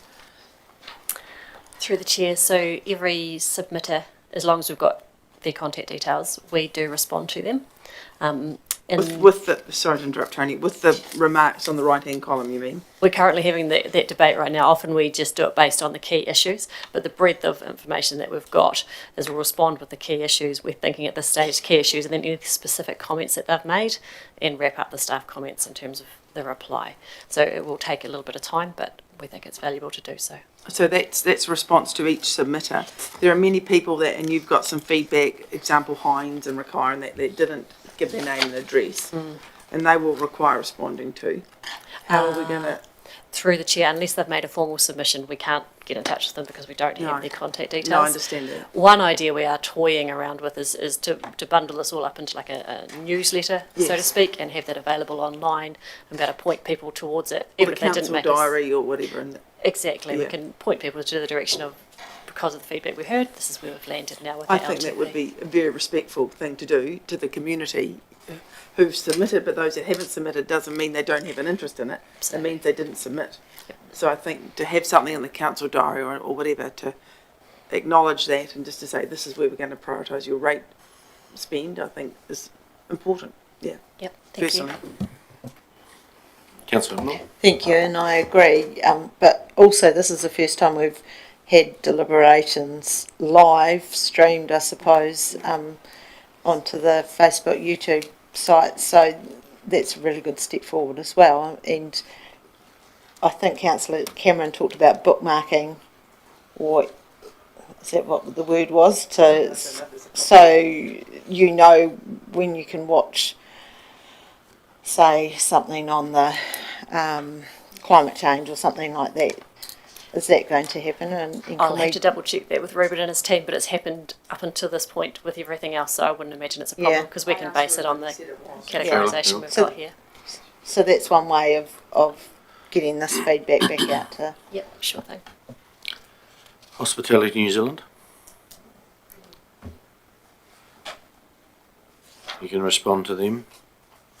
How you capture Book a Batch and Airbnb.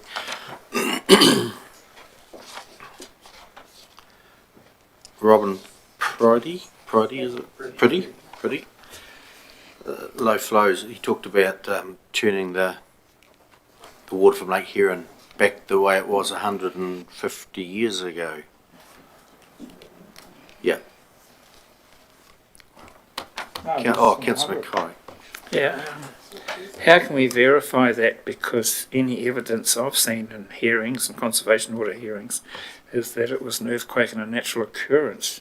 I've never ever thought it had been and had no evidence until he presented that it was actually man-made. I thought he showed us a photo of a man-made canal. Yeah. Right, okay. So it hasn't cropped up before, but that's all right. Yeah. Don't know, but it's the evidence he gave. Looked like a man-made canal, but you're saying it was earthquake that did it many hundred years ago.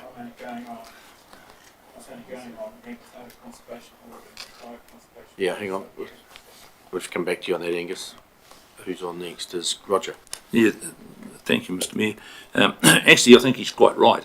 I do know that area a wee bit, and whether we can do anything under today's rules and regulations and conservation orders and consents and all those things, but it did make sense to me. Yep, Councillor Wilson. Thanks, Mr. Mayor. It was interesting when the Ashburton Community Water Trust was first set up. We looked at a whole lot of options up there, and one option was to divert the Cameron back into Hearing, where it used to run years ago, build a canal through the Mary Lakes to the North Ashburton. Well, you can imagine Edith and Val being quite opposed, they would be at the time, but you would never be allowed to do that now. So, I mean, it's an idea, but it's under today's, to get a consent to do that would be impossible.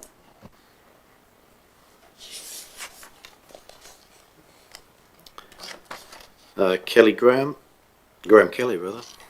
Kelly, he came across the rates getting out of hand, well, we submitted to them, and that final submitted the COVID, not a single mention of health or health outcomes for the community. Correct or not?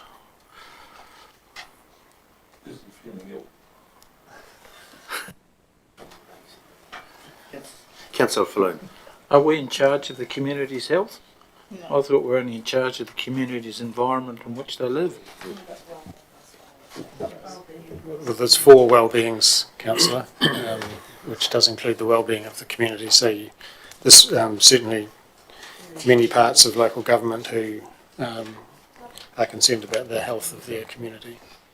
Moving on to informal community feedback, and the first point there, no point making a submission as council already made up their mind. Well, that's probably not correct, as if that submitter was listening today and the previous deliberation we had, they'll know that is not correct. Population forecasts of Methven are too low. They're too high north of the river and too low. Perhaps they'll balance out. But we'll use the best information we've got to work out the population increase. And Mount Somers strategic direction is really good, noted. Next, funding requests. Is it, no. What's next, Tony? Funding requests. Yes, we need to do the funding requests and then we'll get into the coloured pages. The excitement. Sorry, page 164. Yep. So this is where we're picking up those big agencies who spoke to you back in February. And we decided in the LTP they were getting the same as last year, was it? We did, yes, which had been held at the same level as the year before. Yeah. Because of COVID. And on my paper here, I think you've corrected it. One was, they had the 9 and the 8 round the wrong way, but you've corrected it on the board. Yes, it's correct on the board. So Ashburton Trust Event Centre have asked for 298. 298, not 289. Yep. That's my fault.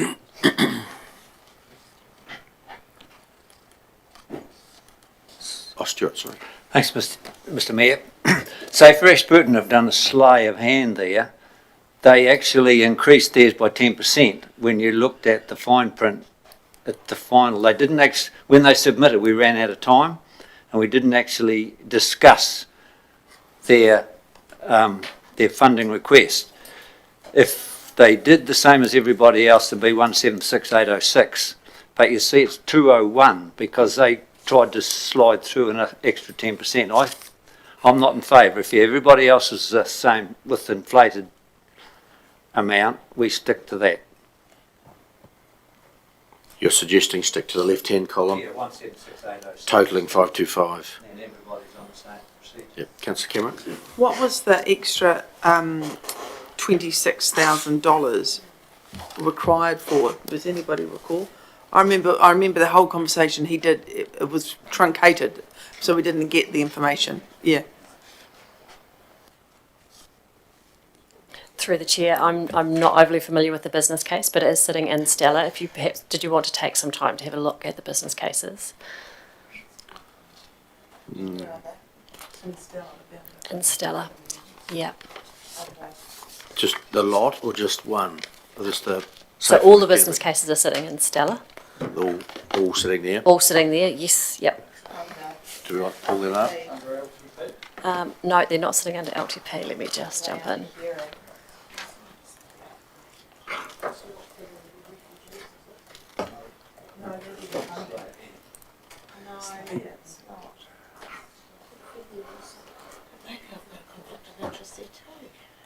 Here, if you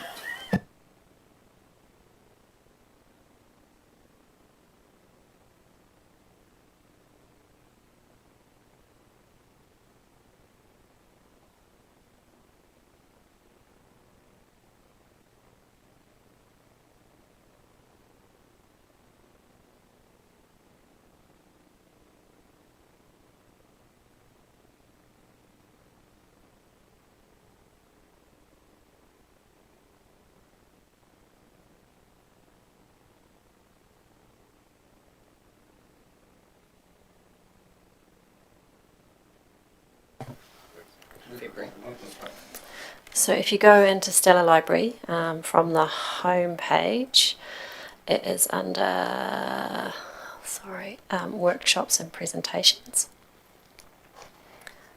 2021 workshops and presentations, and my app's just restarted. Agency 6 month report. There it goes, agency 6 month reports.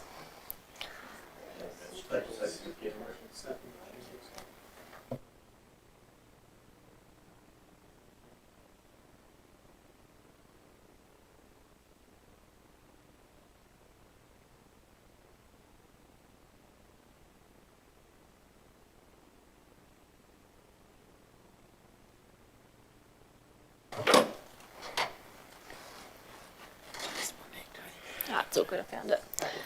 So it'll be under the ECMC 10-year business plan.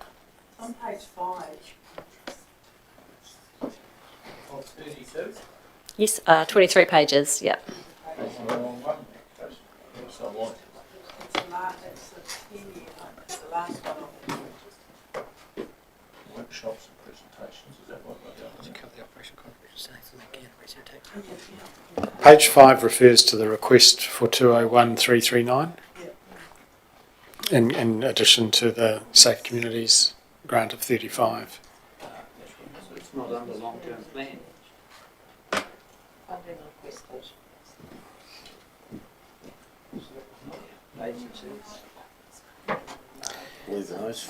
However, there's no specific linking of that amount in comparison to previous years. It's simply part of their overall agency funding request. So everything they do, if you like, leads to the request for 201. I do remember Kevin saying he wanted time to discuss it when Stuart brought it up that, you know, the funding had gone up. So there must be a reason for it in there. Because he did say. Liz? And I'm a councillor rep on Safer Mid Canterbury, and I can't recall what it was, but I do remember that Kevin was disappointed he didn't have enough time to explain all this, and I think maybe they got the impression that they were to come in again and make the submission, but don't know what the extra money is for, sorry. Page 22. It's on page 5. Mr. Chairman, if I remember rightly, the figures didn't quite work out. The 176806 was the actual figure, but there was a bit of gerrymandering going on with figures to end up with 201. There wasn't an actual request, it was the way it was put. You read the paragraph funding requested on page 5. It's laid out there quite well. The other reference to it I see in the exec summary on page 3 refers to some new reporting structure that has now been implemented, and ongoing funding is needing to support this new operational model. So it could be that there's an impact of that new structure that they've put in place for. But when you go on to, another page, page 21, it's got 10-year funding policy. And it's starting at 237. It includes the Safe Communities number. So what we're saying is all the other agencies got a chance to explain their budget, but Safe and Canterbury didn't. So I think we're going to meet again on Thursday anyway to talk about the water meters. So should we get Kevin in for 5-10 minutes to explain this budget, because he hasn't had that opportunity yet, where the others have? Okay. So do we want to park Safe and Canterbury but do the others? Okay.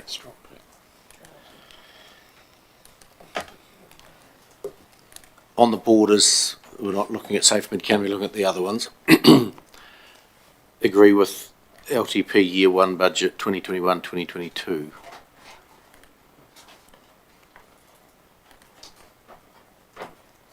Well, they're all the same anyway. They've stayed as we've requested, the same. And we'll talk to Kevin about his. Yeah, okay, we'll park it. We'll tidy the whole lot up after we've listened to Kevin. Right. So next item. What's next, Tony? Page 164. Ashburton Art Gallery. Oh, Safe for Ashburton. Where were we?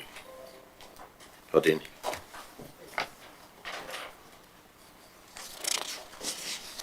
Where are you? Oh, yeah, there, yep. That's for funding for the art gallery. The art. Where are we dealing with the art gallery in here? Have we done it? No, they didn't put in a business case for funding. There's no funds for them this year? There's funds in the budget as per what we had in Right. last year, but there's been nothing further additional coming from the art gallery. So they get the same as last year? Right, okay. Hackety River Trail, did you do that the other day or not? Yep. The River Trail? River Trail's done. So last week, council agreed to put a line item into the open spaces budget of $10,000 per year to be distributed to the Hackety River Trail network. But so we'll put those things on the board. Yep. When are we going to relook at them? Or we're not? They're done? Well, I assume that was the direction from council, as that was done. Oh, yeah. Because my recollection, if we bring this back up again, we put money in that budget 10 years ago, or whatever years ago, when I was here. And it's been morphed into something else. The money's never come out. The money's still there. It's still in there. So why are we adding more in, is my question. It's in the pot of it, so... Well, this isn't really a general pot. There is no provision for support unless we put it in now. So whatever happened in the past, it has over the years either come out or been reallocated to some other purpose. If you want to spend the money on the trail, you have to add it to this year's LTP. Yeah. So how can we stop this happening again? Because my recollection, we put it in, I know they submitted and we put monies in. There was a motorbike purchase for them to use and there was assistance given and some dollars allocated. But now it's forgotten about.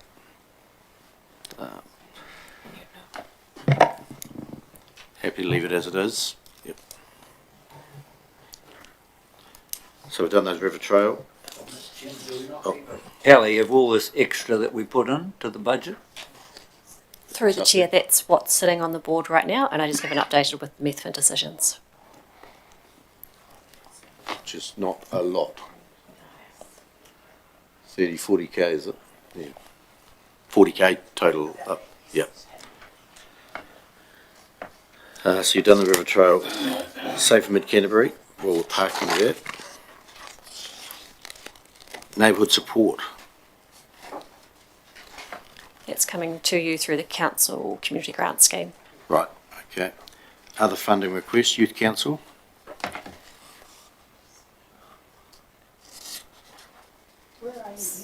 Page 166. The Youth Council's funded through our operating budget. It's already funded within the operational budget, and that's within the 10-year plan too. Polly Hill? 15 for...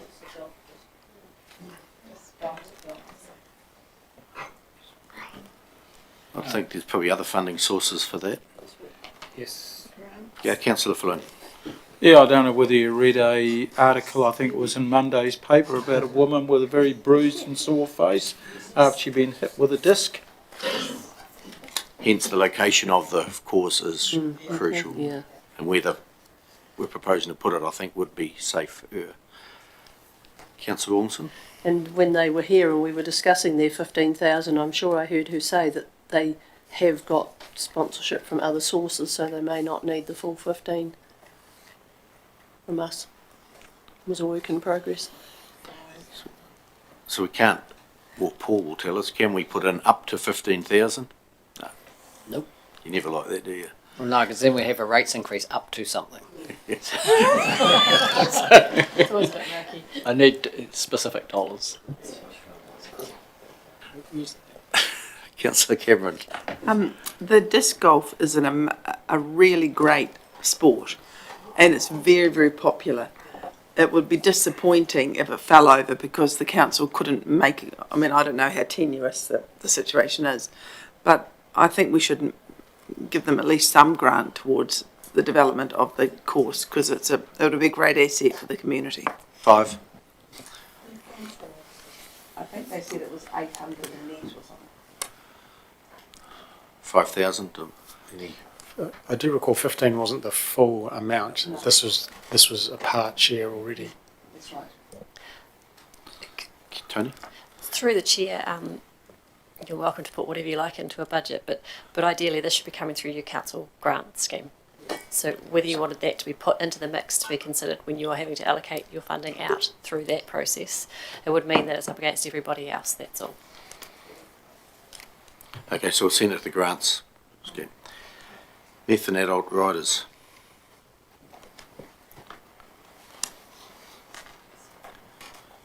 Whereabouts is that? That's the river trails again, isn't it? Councillor Latham? Thank you, Mr Mayor. I'd just like to ask the question which I asked some of the submitters. What case can I, as a councillor, give to the ratepayers why they should fund someone's hobby?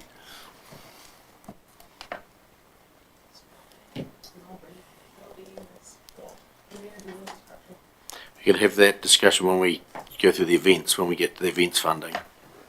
Yep. Adult riders, that's part of the same. It's part of the Hackety Network Trail. Yep. Mountain bike Ashburton, same thing. War Memorial Museum, Sir Don McKinnon, 35k or $1 per person per resident. So we've got about 35,000 of us. Support. Can I ask a question Yeah, first? go for questions first. Yeah.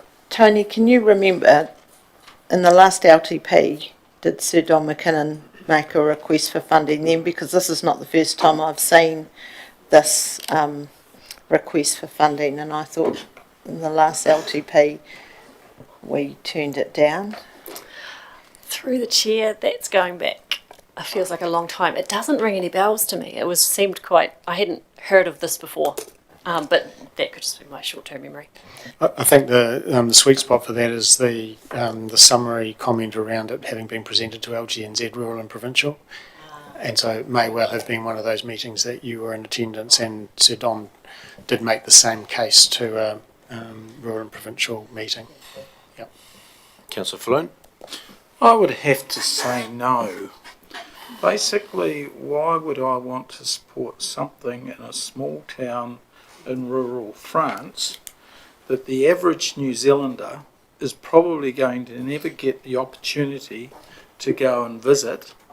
To me, yes, I certainly understand the ideals and what a good idea it is, but to me, it's a nice to have rather than a need to have. Councillor Latham? Thank you, Mr Mayor. I agree with Councillor Falloon. I think this is a government decision. If we want to honour those New Zealanders in the First World War that took that village, and I know the people of that village do recognise New Zealand with a lot of fondness and high regard, but I don't think it's our job. It's not part of our mandate. I think if the country as a whole needs to support it, then the government should support it. Councillor Wilson? Thanks, Mr. Mayor. That last sentence, a previous presentation to the Mayor at the Regional or Provincial Council, what sort of support did Mr. Sir Don get at that, among other mayors? Do you remember? Yeah, I do. He gave his presentation and he got asked questions, and there was a couple of questions, and then it was stopped. Like, it was to take it back to your councils. So here we are. Yeah, there was support around the table. Not 100%, but there was support. Your recollection the same or similar? Yes, and I think the key point is that it was a presentation to mayors who, with the greatest respect to mayors, are but one vote of 10 or 12 around a council table, and so the mayors were interested and they were attentive and they could see the merit, but knew that to have money allocated would need to be a decision of their council. So it was left for them, for it to be followed up at an individual council level, and it's not clear to me how councils across New Zealand are supporting or otherwise the request. Yeah, I would personally be in favour of giving one off of 10,000. One of 10,000. Councillor Miller? I'm going to say no, and the reason for that is I think we've got some war memorials in our own district that require some funding going forward, and and I think the money would be better spent there. Councillor Cameron? I support the donation for the New Zealand War Memorial in France. I think it's a thing of respect, and if you go to the cenotaph, you can see names listed on it of people that have passed away at the district, and many of them were in Europe at the time. And I think if our own cenotaphs are not up to muster, we need to pull finger and get them sorted. So we've got three different scenarios there. One is the full 35, one is a 10, and one is 0. So we'll start with the 35. Who agrees with the 35,000? It's $1 per person. You didn't support it. Right. Okay. Stuart's $10,000. 3. Nothing. I'll count. Yeah. I did, yeah, go for it. Said nothing, but I think we should send, do you want to send a signal back to, this is a government funded thing? Yeah. We see merit, but we think the government should fund it. Right. It's not from small regional TAs. Yep. Mr. Mayor, is there someone in the room that can actually pronounce the name of the village? No, I was too scared to do it. I'm sure that people could try. He pronounced it totally different to how it is. Quesnoy. It's Lake Kwan Noi or something like that, isn't it? Yeah. Right, we're not going to get any money out of us, are they? We'll break now for a cup of tea and come back and do the libraries.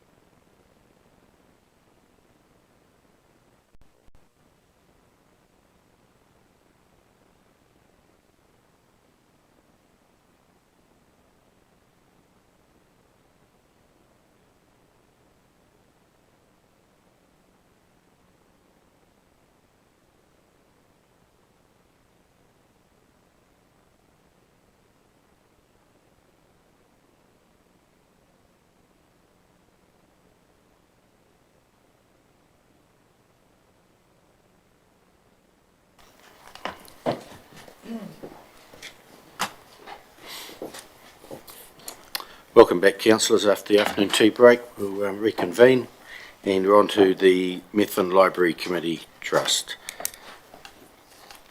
And requesting a larger percentage of the $1.8 million for libraries. To be clear, the 1.8 is over 10 years, not 1 year.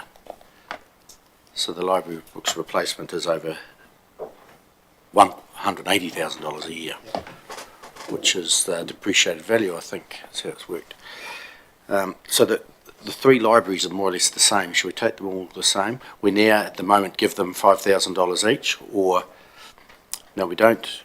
We chop that up, don't we, to need request. So through the chair, in the past, we've had considerably less than $15,000 in the pot for the Rakaia Community Library. For the community, our rural community libraries. It's been around the figure of 8 to 10,000, I think, and last year council lifted it to 15,000. So now it's effectively you could split it whichever way you choose, but that's coming to you to consider that split through the community grants with Claire. Okay, so we'll On park the it till 2nd of then. June. Yes, unless Right. there's something else you want to give consideration to that they've raised that's other than that $15,000. What else is on that page 167? Nothing. Can I just ask a question? Sorry. Yep. There was confusion with some of the libraries whether it was books only or budget to cover books. So is that? I think Methven Library knew that that was the case, but Rakaia didn't. So I was just wondering if that was communicated through the funding. Through the chair, that was changed about 3 or 4 years ago, and I'm pretty sure that was within the letter that was sent out, that you've got this funding and it can be used for this or this. Another question they raised is probably, what it was a management or a governance one, was around the new books. The libraries aren't allowed to borrow the new books for 1 year or some years. 1 year. 1 year. Why is that? I recall, through Mr Mayor, I recall the district librarian speaking to that matter in front of this council in an activity briefing not very long ago in relation to the community libraries having access to all in the Ashburton Library other than books less than 12 months old, and that gives them access to an extensive range of material, just not the latest. And that is one of the reasons why the $15,000 is available to the community library, so they can supplement that lending regime with purchases that they may wish to make. Otherwise, what will happen is the unlimited borrowing from the Ashburton Library will potentially focus on a whole host of new books being purchased, and they all disappear from the Ashburton Library. And remembering the community libraries are being supported by council, but aren't council libraries, and some of them are open to a really restricted level. So the greater number of people get access to the greater number of books by them being available primarily through the Ashburton Library, and then the funding regime, the lending regime is to support those community libraries. Right, thanks for that. Councillor Mackay? Mr Mayor, does the three rural libraries have the same buying power at cost of the books as the Ashburton Library, who'll obviously be able to get some discount somewhere along the line from someone, or will have a source that they can go to? I don't actually know the answer to that, but we can find out the answer for you. Because if we give a grant, yes, we might, Methven, for example, Rakaia may be able to go and buy $5,000 worth of books. But if the Ashburton Library has got bigger buying power somewhere, as a bigger customer, perhaps could be coordinated through here to get the books of their choice. I'm not sure whether that's achievable and whether there's a benefit, but we can get the answer for you. I think one of the problems may be, or the relationship between the people, if I dare say it, that maybe what our policy is. I think we're trying to be fair and equitable here, and I'm just wondering if all sides are on the same page, if all the other parties are all on the same page. I think all the parties understand the current arrangement. It's not where I'm trying to go, but that's all right. Yeah, the personalities. Right. The $5,000, is it plus GST or inclusive? These are all exclusive numbers. So those little libraries won't be GST registered, so if the library here bought the books, they would get an extra 15% for their dollars? Should do. Sorry, potentially. Just to provide a little bit of context, this is a little bit before my time, but before the library grant was established, the library, the Ashburton Council Library, was administering the funding on council's behalf to these libraries, but there was issues at the time with money not being spent, hence why it was used, or not being spent for the purpose in which it was given, hence why it was put into a contestable grant with accountability at the end of each financial year. So I just think we need to be mindful of that. So you've had the accountabilities back? Yes. Yep. Councillor Lovett? I'm just going to ask about the 1.8 million in books. Was that really put there because of the new library we're doing? And is that all books, or was it going in for other things in that library space, like your Lego and your 3D printers and stuff like that as well? Or was it just labelled just for books? This money is just for books. Just for books. Yes. Right.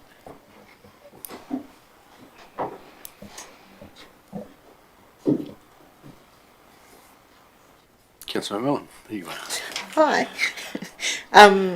Just a question on the Mount Somers Information Station. I know it's in your summary saying that it was going through the community grant funding request, but we've since had an email with some more details on it, as I think the Mayor asked Sarah when she presented for a sort of a breakdown on the costs. Do we move forward with any of that, or how do we tackle this one? Through the chair, it's a tricky position you've been put in. They have applied for grant funding through the community grants, and that will come to you on the 2nd of June to consider as a council. It appears as though what we've been sent today is considerably more as a project cost than what was applied for through the grants as a total cost of the project. Entirely council's call if you'd like to give it some additional funding.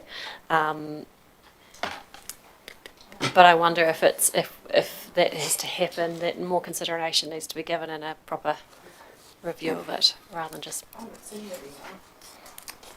popped in. You may not have had it, perhaps, but I think if they've applied for event funding, not event funding, but grant funding. Yes, they have. Yeah, so we should push it all over to there, I think. Yes. Yeah, and not do it here.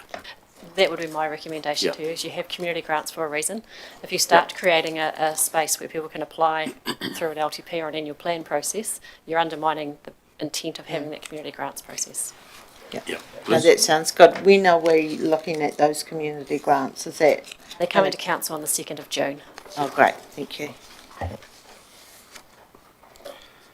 What's next, Tony?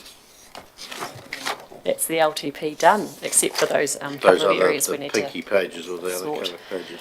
So now we go into the policy side of things. And I'll just check with my team who's up first.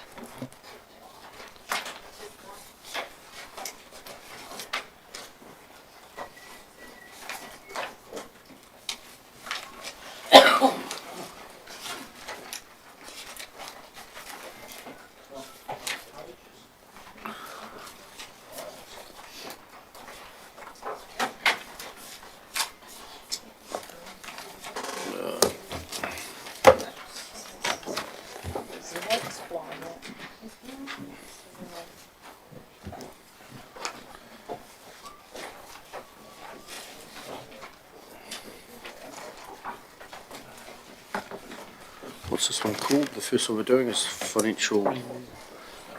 Community engagement. So we'll start off doing the community engagement policy, which is the yellow document you've been given.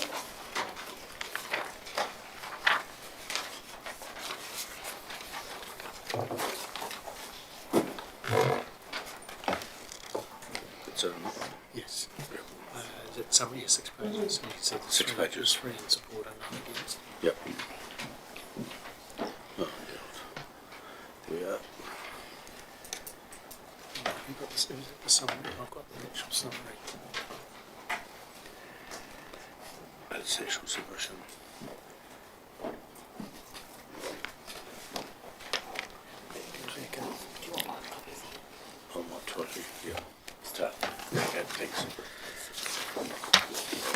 This is on the yellow page.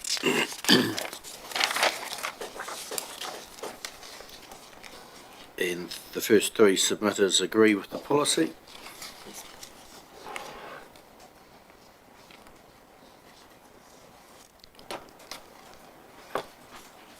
No comments on that. Policy which is disagreed on is the Terreo.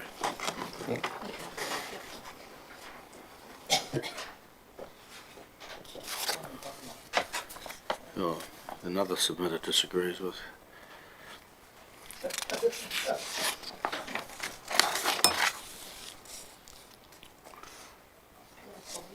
Yes, please. Where the submitter disagrees with our, and maybe there is no mention in the 42-page document about our other ethnic groups, but our Welcoming Communities team does such a great job, which filters out into so many other ethnic areas. I think we do that quite well. Yeah. That's all I want to say.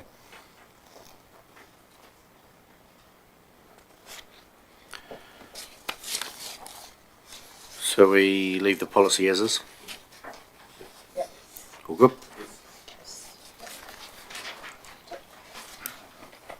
Cool. Next policy. Mr Mayor, Roger. just before we move on, we have prepared a short presentation because we did have a couple of areas in the policy where there was potential to make improvements if you were so inclined. So we did a slide which talked about what the 5 main changes in the draft policy are, and you're familiar with those. I don't think I need to return to that. We know that there were 3 submissions that were received, that there was one submitter who wished to be heard, and we heard him.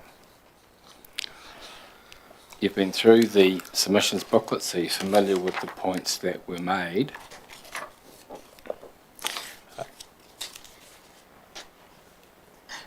In terms of the reference, or the fact that there was no specific reference to the other ethnic groups and how Council proposes to engage with them specifically, we had an open mind on options.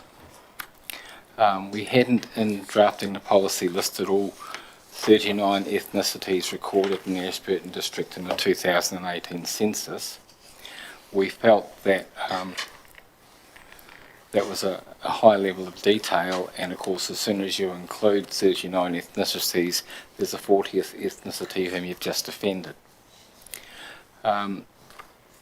We considered one alternative, which is we could choose to list within the policy a smaller number of the major ethnic groups and refer to the 2018 data as a way of acknowledging that point. So that's an option that you may wish to consider or not. Do you want to take these one by one, or do you want me to go through them? Yep, go for that. Yep. Okay. The submitter who was heard wasn't happy with the trigger points for drinking water, wastewater and transportation networks. Essentially, the submitter didn't, I think, correctly understand what those trigger points were doing, because they referred to strategic assets. And when you're choosing to divest yourself of a strategic asset, the definition becomes quite important, because if you haven't signalled it in an LTP, you're immediately into an LTP amendment. So we chose to go with those trigger points quite deliberately, because we didn't want to find ourselves doing an LTP amendment because we've decided to realign a section of road.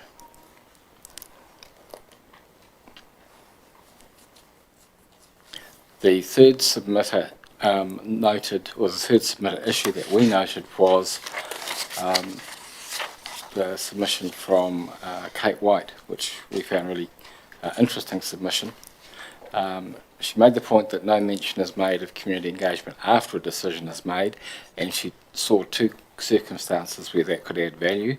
One is to evaluate the success of decisions or projects, and as noted in the yellow pages, we do actually seek community evaluation through a variety of methods, including, for example, the Ashburton Resident Survey. there is an option, having said that, to incorporate a section in the policy that explains how council engages after a decision is made for this purpose. And the fourth issue was, she talked about the example of the Cass Street shared cycleway walkway, and that there could be opportunities for community input in the implementation of certain projects. There's a strong theme running through our consultation document that we want to make sure we get our projects done. And there are projects where it makes absolutely no sense to engage. If you're laying a length, if you're renewing a length of pipeline, you're going to go from point A to point B. It's going to be at the required depths. You're not going to consult with the local community on where you dig the trench. But if you were talking about, say, a new information site hub at the Ashburton domain, then it might well be worthwhile having a chat with people who've got an interest in the domain around what that might look like, where it might be located. So you've got to weigh the benefits, the time that it takes versus the additional community buy-in, and you're not going to do it for every project at all. So one of the options we thought there was either to incorporate a small section in the policy about when council might engage in this kind of co-design process with the community, or it might be that we make no change to the draft policy this year, but we refer this idea to have a look at it again in the 2024 review. So, and any approved amendments, if any, made today would go forward to the council meeting on the 16th of June to be adopted. Now I can go back. So, not quite sure where you stand in terms of your meeting, because I think you've already adopted the policy without change. If there are any of those options that you wish to discuss, they're here for you, otherwise we'll move on. Any comments? Want to change, Councillor Mackay? Mr Mayor, the officer made reference to that if we were going to put a pipe in, that we put it in as per the project. Is that right? But we didn't actually do consultation on that. Is that how you put it? What I'm saying is that the council approves some renewals. Yeah, that's when the council makes this decision. The submitter was talking about doing further consultation after a decision's been taken to approve a project, but around how the project is implemented. So in the case of a pipeline, it's point A to point B. I'm hopelessly simplifying the good work that Mr Guthrie and his team do, but I think you take my point. But if you're designing a public amenity, say in the gardens, you might well want to engage more closely with the people who are going to use it.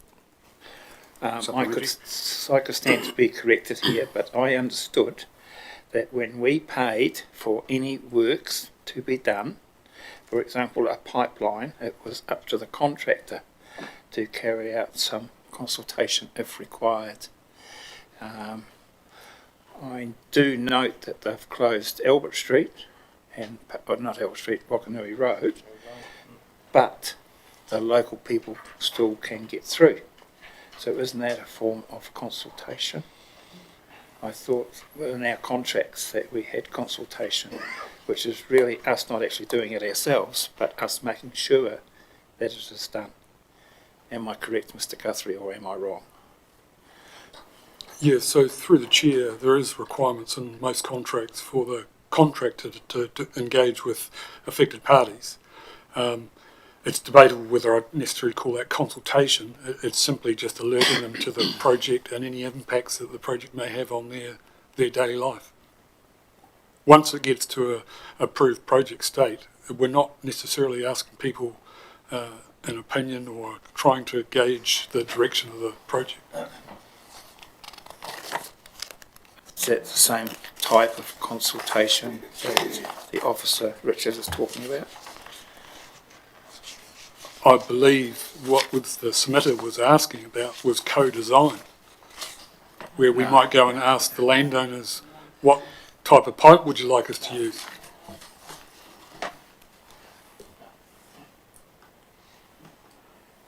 Stuart? Thanks, Mr. Chairman. Regarding ethnicity, I think the way you've explained it in the yellow form here, that we've got 39 different countries, and you actually mentioned just about every continent in the world is an easier way, because where are you going to cut the line off? Those with more than 20 or more than 30, or there's always going to be a line and say, well, we were one short, you know, well, my nationality should have been in there too. It's quite dangerous ground. I thought you did it very well here, and it covers, as far as I can see, there's not many continents at the left once you look there. That was my opinion anyway. So you're looking at point number 2, option 2, and the recommended option up there? No. Leave it as make no change, right? Right. Right. So make no change. Great. Next one, which are the others?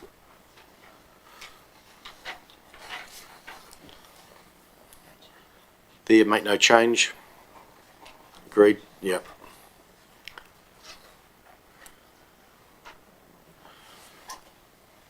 Cool. Or make no change. Option 1, or make no change. No change. No change. Just wait. I am awake. No change, no change. And that one there, no change. Review 24, review, yep. Good. Is it them? Thank you, good. Next one.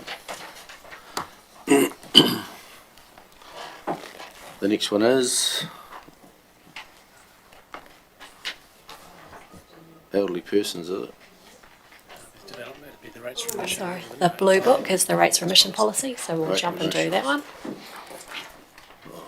So, we might little blue coloured ones are gone. Yeah, I have got them coming up here, but it's taken a bit of doing. 2 seconds.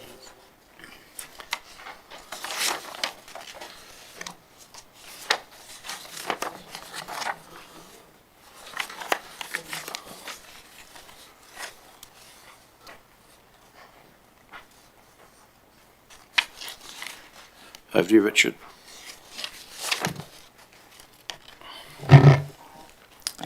Council received 2 submissions on the rates remission policy. One submitter supported the policy being adopted as consulted on, and one supported the adoption of the policy with change.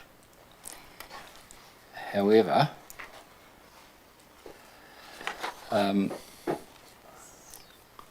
these were the 5 changes that were proposed in the policy, and the submitter that favoured a change submitted in regard to point 2, in that the submission was in regard to community halls and memorial halls, but not the question of whether they should be treated as if they are non-rateable.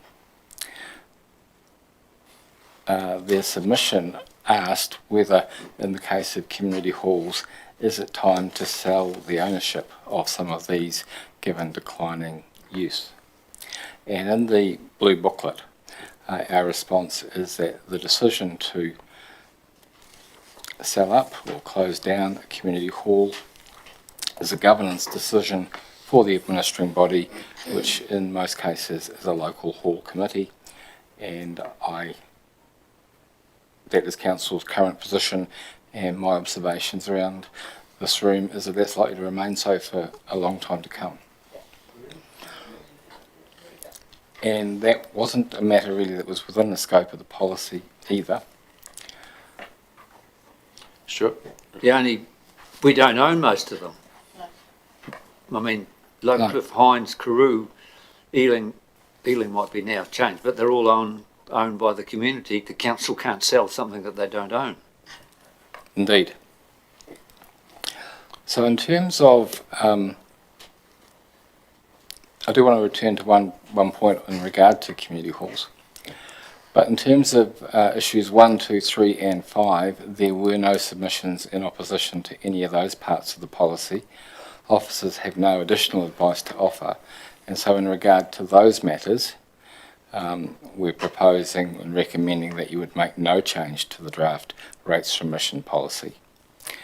One of the matter of community halls and memorial halls, I had a couple of conversations with Rachel Sparks and Jamie Carradis, and they pointed out that the way that the community halls and memorial halls were defined in the policy was ambiguous on whether it was intended to include other halls that may be privately owned but are used for community purposes that are not currently on our list of community memorial halls. And after a couple of conversations with them, I came round to the conclusion that they were right, it was ambiguous, and we need to be more clear in the wording if we were to reflect the intention, which was to capture those halls we currently regard as community memorial halls. I had tied it back into the legislation, but all I'd actually done is almost make a loop of definition, which didn't actually help us. So I've got a little bit of work to do to be clear that we are referring to those halls that we all know as community memorial halls, and we're not inadvertently adding in somebody's private building which they might claim as a community hall.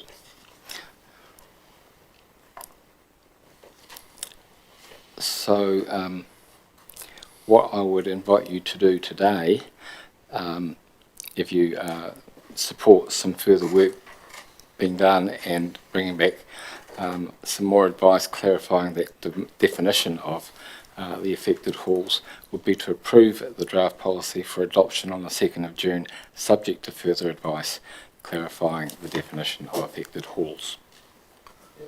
All agree with that? Yep, thanks Richard. And that's what happens next.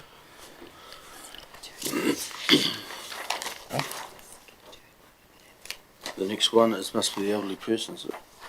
No, development. No, development. Oh, I just... You'll get there. Bad day. The mayor's is about to go there. That's right. Contributions. We get the next one, right? 10-page summary.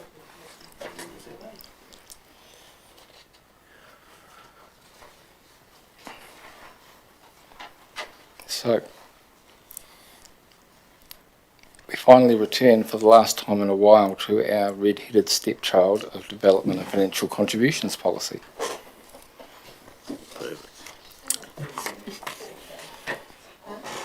We received 5 submissions, and happy to go through the submissions booklet if you want, or we can kind of address it through this presentation. Keep going. Did you receive 5 submissions or 64 plus 2? That depends on the approved methodology for counting. I did ask for them to be Yes. like that. Yes, so we did. And in fact, in the submissions book, you'll see there's a full list of the 64 persons who appointed Mr. Dixie as the agent. So there were 5 submission documents from 69 submitters, would be probably the most painstakingly correct description. Thank you. And no disrespect intended to those other 64. So Council proposed 4 changes in the draft development contributions policy. The first was to align the dollar values of the DCs with expenditure in the draft long-term plan. The second was to introduce a wastewater DC for Rakaia Township. The third was to enable Council to collect DCs at service connection when building consent is not issued by Council. And the fourth was to provide clearer and stronger reasons for collecting community infrastructure DCs. So those were the 4 issues that we put on the table. The submitters made 6 points. There was opposition to the increase in the community infrastructure DC. There were submissions that Council should be collecting development contributions from the subdivider, not at time of building consent. That a submission from Somerset Group Holdings that we should lower the HUEs for retirement units and aged care rooms. That we should correct an ambiguity between Appendix 1 and Appendix 6, which has to do with what you call non-residential. 5 and 6 were also from Somerset. That we provide information on the assessment and payment of DCs for large staged projects, and that we shift the time for paying DCs from building consent to code compliance certificate.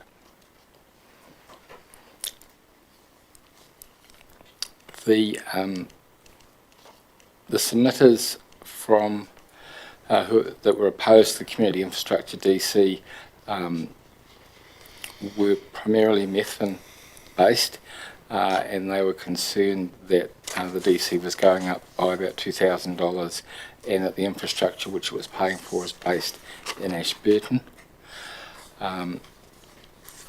If we were to reduce the DC by the amount of the $2,000 increase, then the consequences are either the council builds assets with less capacity to meet future demand, or that we use other funding sources to make up that deficit, or that we differentiate community infrastructure DCs based on the proximity of that asset to the community it serves. The fourth option is to make no change to the draft policy. This submitter response also deals with Council's issue 1, which was increasing the DCs to reflect the expenditure in the long-term plan. So the first, we can return to this when we deal with the Council issues at the end if you prefer. The submitter issues 2 and 3 were about collecting the development contributions from the subdivider, not at building consent. And there are two options. One is that you could request an officer report to enable options to be fully considered and seek community views through consultation. And the second is to make no change to the draft policy. If I were a subdivider, and there's been some quite strong media coverage about the potential for subdivision in Trevor's Road and other areas like that, and I was planning a 30 or 40 lot subdivision and discovered that the council had gone out and changed its development contributions policy, and now I then had to come up with $8,000 to $10,000 per section, say call it $300,000 for my 40 lot subdivision, I might be well unpleased with that, and I might even challenge it on the grounds that council hadn't signalled its intention when it consulted on the policy. So if you're interested in collecting the development contributions at the time of subdivision, not of building consent, then the only way I would recommend you do that is to start by requesting a report. Good. The other alternative you have is to make no change to the draft policy. Could the matter of when they are collected, council did consider briefly through the submission process, and my recollection is that they also heard that not many councils do it the way we do, and I think they also heard that it does cause some internal disquiet at the point of the building consent. And just before, I know it's getting towards the end of a longish day, but is this a subject worth exploring more fully? I completely accept Richard's point around then it would need to be a really careful thought to how such a change, if any, might be made because of the impact on people who are making assumptions one way or the other. But is this a matter, given all the context to it, that is worthy of some further thought? John? I'm certainly of the view that it should be given some further thought. I mean, I've heard reports now from people who are building, and they've been absolutely flabbergasted when they get hit with a development contribution at the consent stage, so I think it needs to be looked at. Angus? Maybe it should be, but originally my understanding is it was put in there to encourage sections. If there was a way of the developer paying the DC at the time he sold the section, so he actually paid it, he or she paid it, not the builder, so it was incorporated into the section price. If that was an option, maybe I'd be interested in looking at it again. But for the developer to front up with that money, plus do the development, plus get the consents, do everything else, I think would have the opposite effect of providing sections for houses. So that would feed into a report, what you're just saying.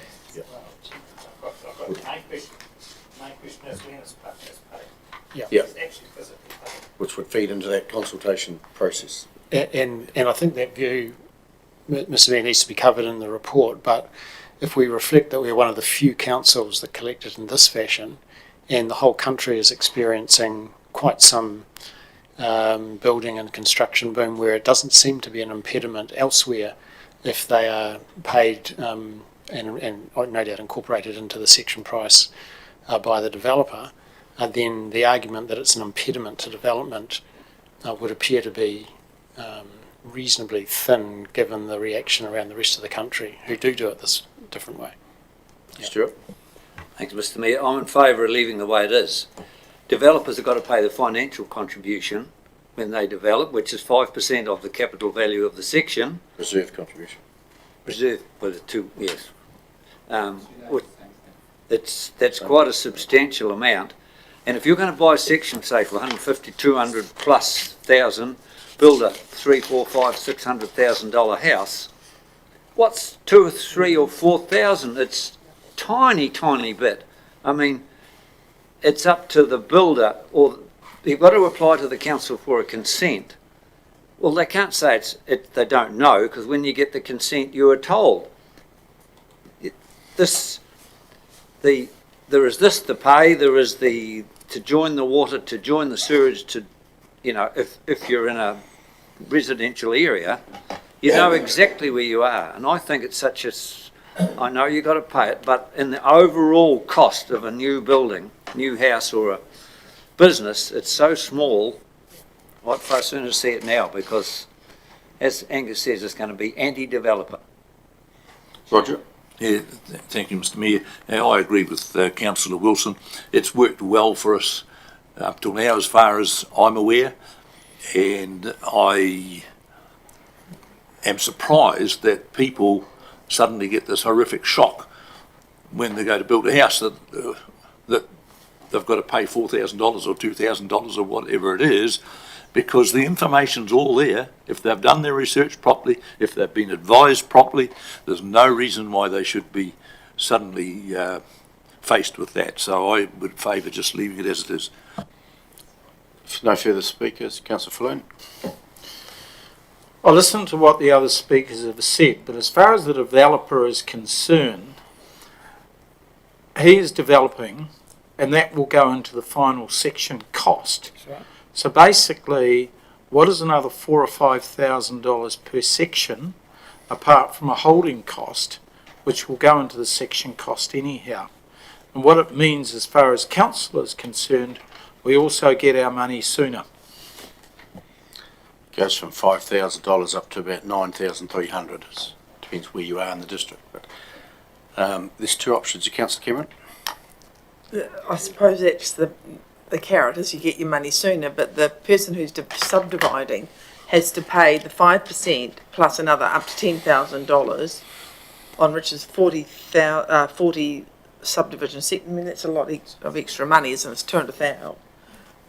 10,000 times for $400,000, and they're carrying that presumably until then they sell their section. Would that be correct? So it's an extra barrier to subdivision, would appear. Yeah, in my opinion. To two options there. One is request a report to enable options to be fully considered and seek community views through consultation. Raise your hand if you agree with that. 1, 2, 3. The other option should be the rest of us. Make no change to draft policy. 1, 2, 3, 4. It's direction there. Good. Next one, Richard. No, that's still to the Hueys.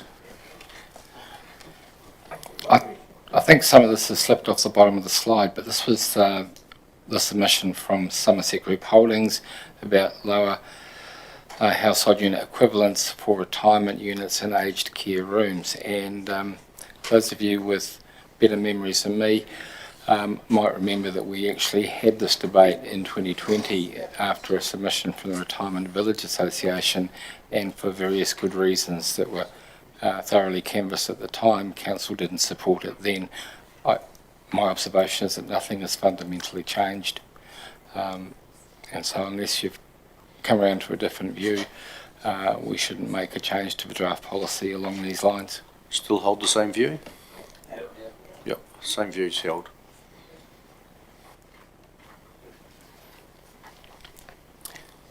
The ambiguity between appendices 1 and 6 relates to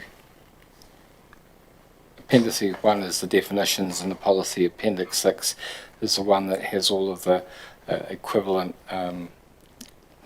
the non-residential uses. And I think in terms of any policy where you're making decisions, any ambiguity is a bad thing, and it needs to be struck out. So I'm happy to apply the pen, fix the wording, and explain to you how I fix the wording when we bring back the final policy. Happy with that? Yep. Make no change to draft policy? Yes. Correct, yep. Do that, yep. There was a request for more information on DCs for large projects, particularly the ability to make payments in stages if it's a phased development. My understanding from conversations I've had with Mr. Wong and Mr. Guthrie is that when we have had stage developments for retirement village type operations, we have enabled people to pay in stages as they're developed. We can provide a bit more information around this. My feeling was that what we had in the policy was adequate, and we would always meet with any developer to support their application and to ensure that they were fully informed about how we would deal with it. So I didn't see a need for change to the draft policy, but if you think it would help to provide more detailed information, that option is also there. Make no change, Councillor.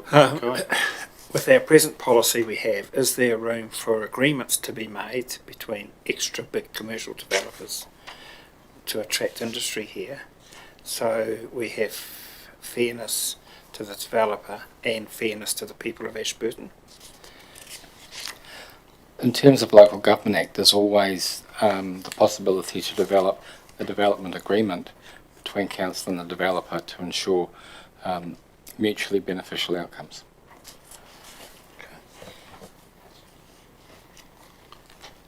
No change? No change. Think so, no change, thanks. The last of the submitters' issues was again from Somerset Group, who wanted to shift the timing for paying development contributions from the issue of the building consent to issue of code compliance certificate. In practice, while we invoice at building consent, and we could pursue debt collection if people didn't pay, because sometimes there is a lag between building consent and the issue of code compliance, in practice we would generally hold the invoice until code compliance certificate was available to be issued, and at that point we would withhold the compliance certificate until the invoice was paid. So while our policy doesn't say exactly what they're asking for, that's how it actually applies in practice. And so, again, we could provide more detailed information, but essentially the draft policy doesn't require change. Does holding it till the code of compliance certificate, they just don't pick it up? Still live in the house without one. There's lots of houses with no code of compliance, which you try to catch up on. Is it the right way to do it?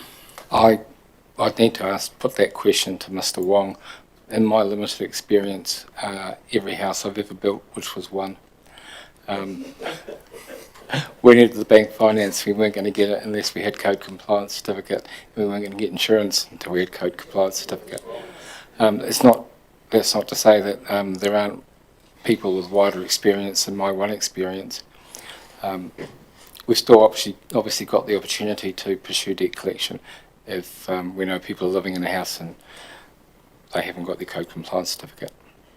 But I could follow that one up for you. Yep. So option they make no change policy? No change. No change? Right. Cool. Okay. So the issues that council were consulting on, one was the value of the DCs, the dollar values, and we did have the submissions from the folk in Methven in particular regarding the community infrastructure DC value. And really your options are to, as laid out on this slide, the overall increase in total value of DCs was within the ceiling of $2,500 that we consulted on in 2020. We are the better part of a year on from there. I recall that at that time we were still wondering how COVID was going to impact the economy. We've got a better idea now, but we've still got some uncertainty. It's not trying to tell you anything. No, not at all. That is not at all the subtle hint. So really, do you want to stick with the dollar values you've got in the policy? Do you want to change them? That's the question here. Should we just wait for it to come back up on the screen? It will take some time to it's Oh, turn well, itself off at the ceiling and I'll have to reboot.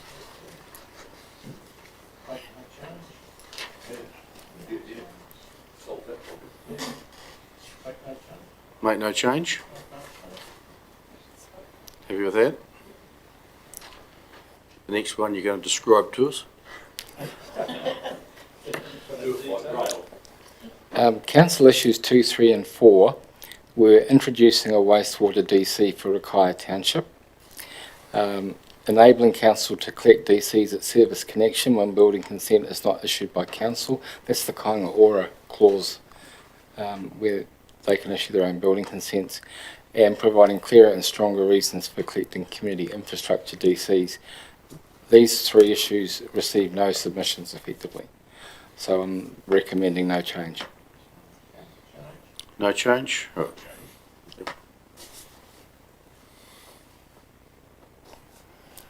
In which case we'll come back to you on the 2nd or the 16th of June with some slightly amended wording to clarify that point of ambiguity I referred to, and inviting you to adopt the draft policy with those small changes.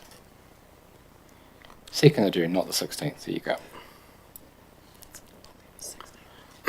Well, my boss is saying, but it's more likely the 16th. I'll defer to her experience. That's it?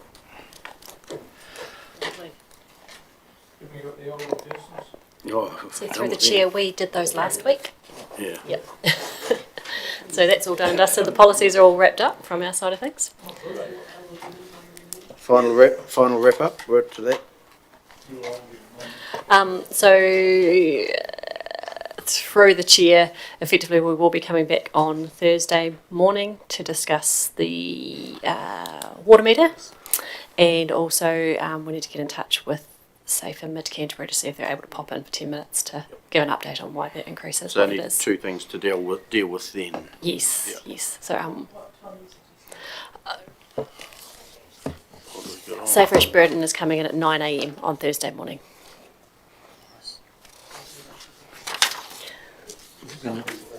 Is it going to take all morning or Aren't not? we? I would be surprised if it takes all morning. Why are we coming in at 9 then? I think that was when Safer Mid Canterbury were available. Well, we had to approach them too, didn't we? Like, it's a bit chicken here. We got here by 9 o'clock this morning. Yeah. It is at 9 a.m. in our diaries as a placeholder. Yep. No, we've got a meeting in the afternoon. 10. Full council. That's just us though. That's tomorrow. This is Thursday. 9 o'clock on Thursday. So 9 o'clock here Thursday. Kevin will be first, and then when we've heard him and deliberated, then we will move into the water matters. And by then we'll have had our thinking caps on as to some wording around what we think was intended today. Kevin can be here at 9 o'clock on Thursday? Yep. He can, right. Yes. Stuart? I suggest you look up to the balance sheet of Safer Ashburton with the 2 grants that they got in 2021. They'll only show the half to December, but you multiply it by 2 and you'll see what their grant was in 2021. It was 176,806, not 201. That's right. That'll be a question for him at the time. So the thing we wish to explore with him is why that this year they have requested 201 compared with the 176 the year before. That's the question we'll be asking him. Councillor McMillan? Just a question on your summary sheet, Tony. Sorry, I know everyone's ready to go home. Yep, But the representation review, and I know there was no one that submitted that I can recall asking for a representation review, especially for the Methven Community Board, was there? No, through the chair there No. wasn't. That didn't come through at all. That was just part of the conversation last Yeah. week. I was wondering, could we just go and do one for that little aspect without Okay. triggering the broader? But the answer is no, it needs to trigger the whole representation review of the district. And we're going to have one anyway. There's one program for 2023, but that's obviously after the next election. So It is. And if we were looking to try to do something before the next election, we'd have to have it publicly notified by the 8th of September this year. And that's a whole heap of work. It's a lot of work. Yeah. Yes. Okay. No, not that. Okay, everyone holds that same view as Liz? Yep, good. That takes us to the end, does it? Certainly does. The board over here, we leave that until we finish on Thursday. We'll leave that for another peer review on Thursday, but Paul has shown there what things are looking at. It's not too major, really.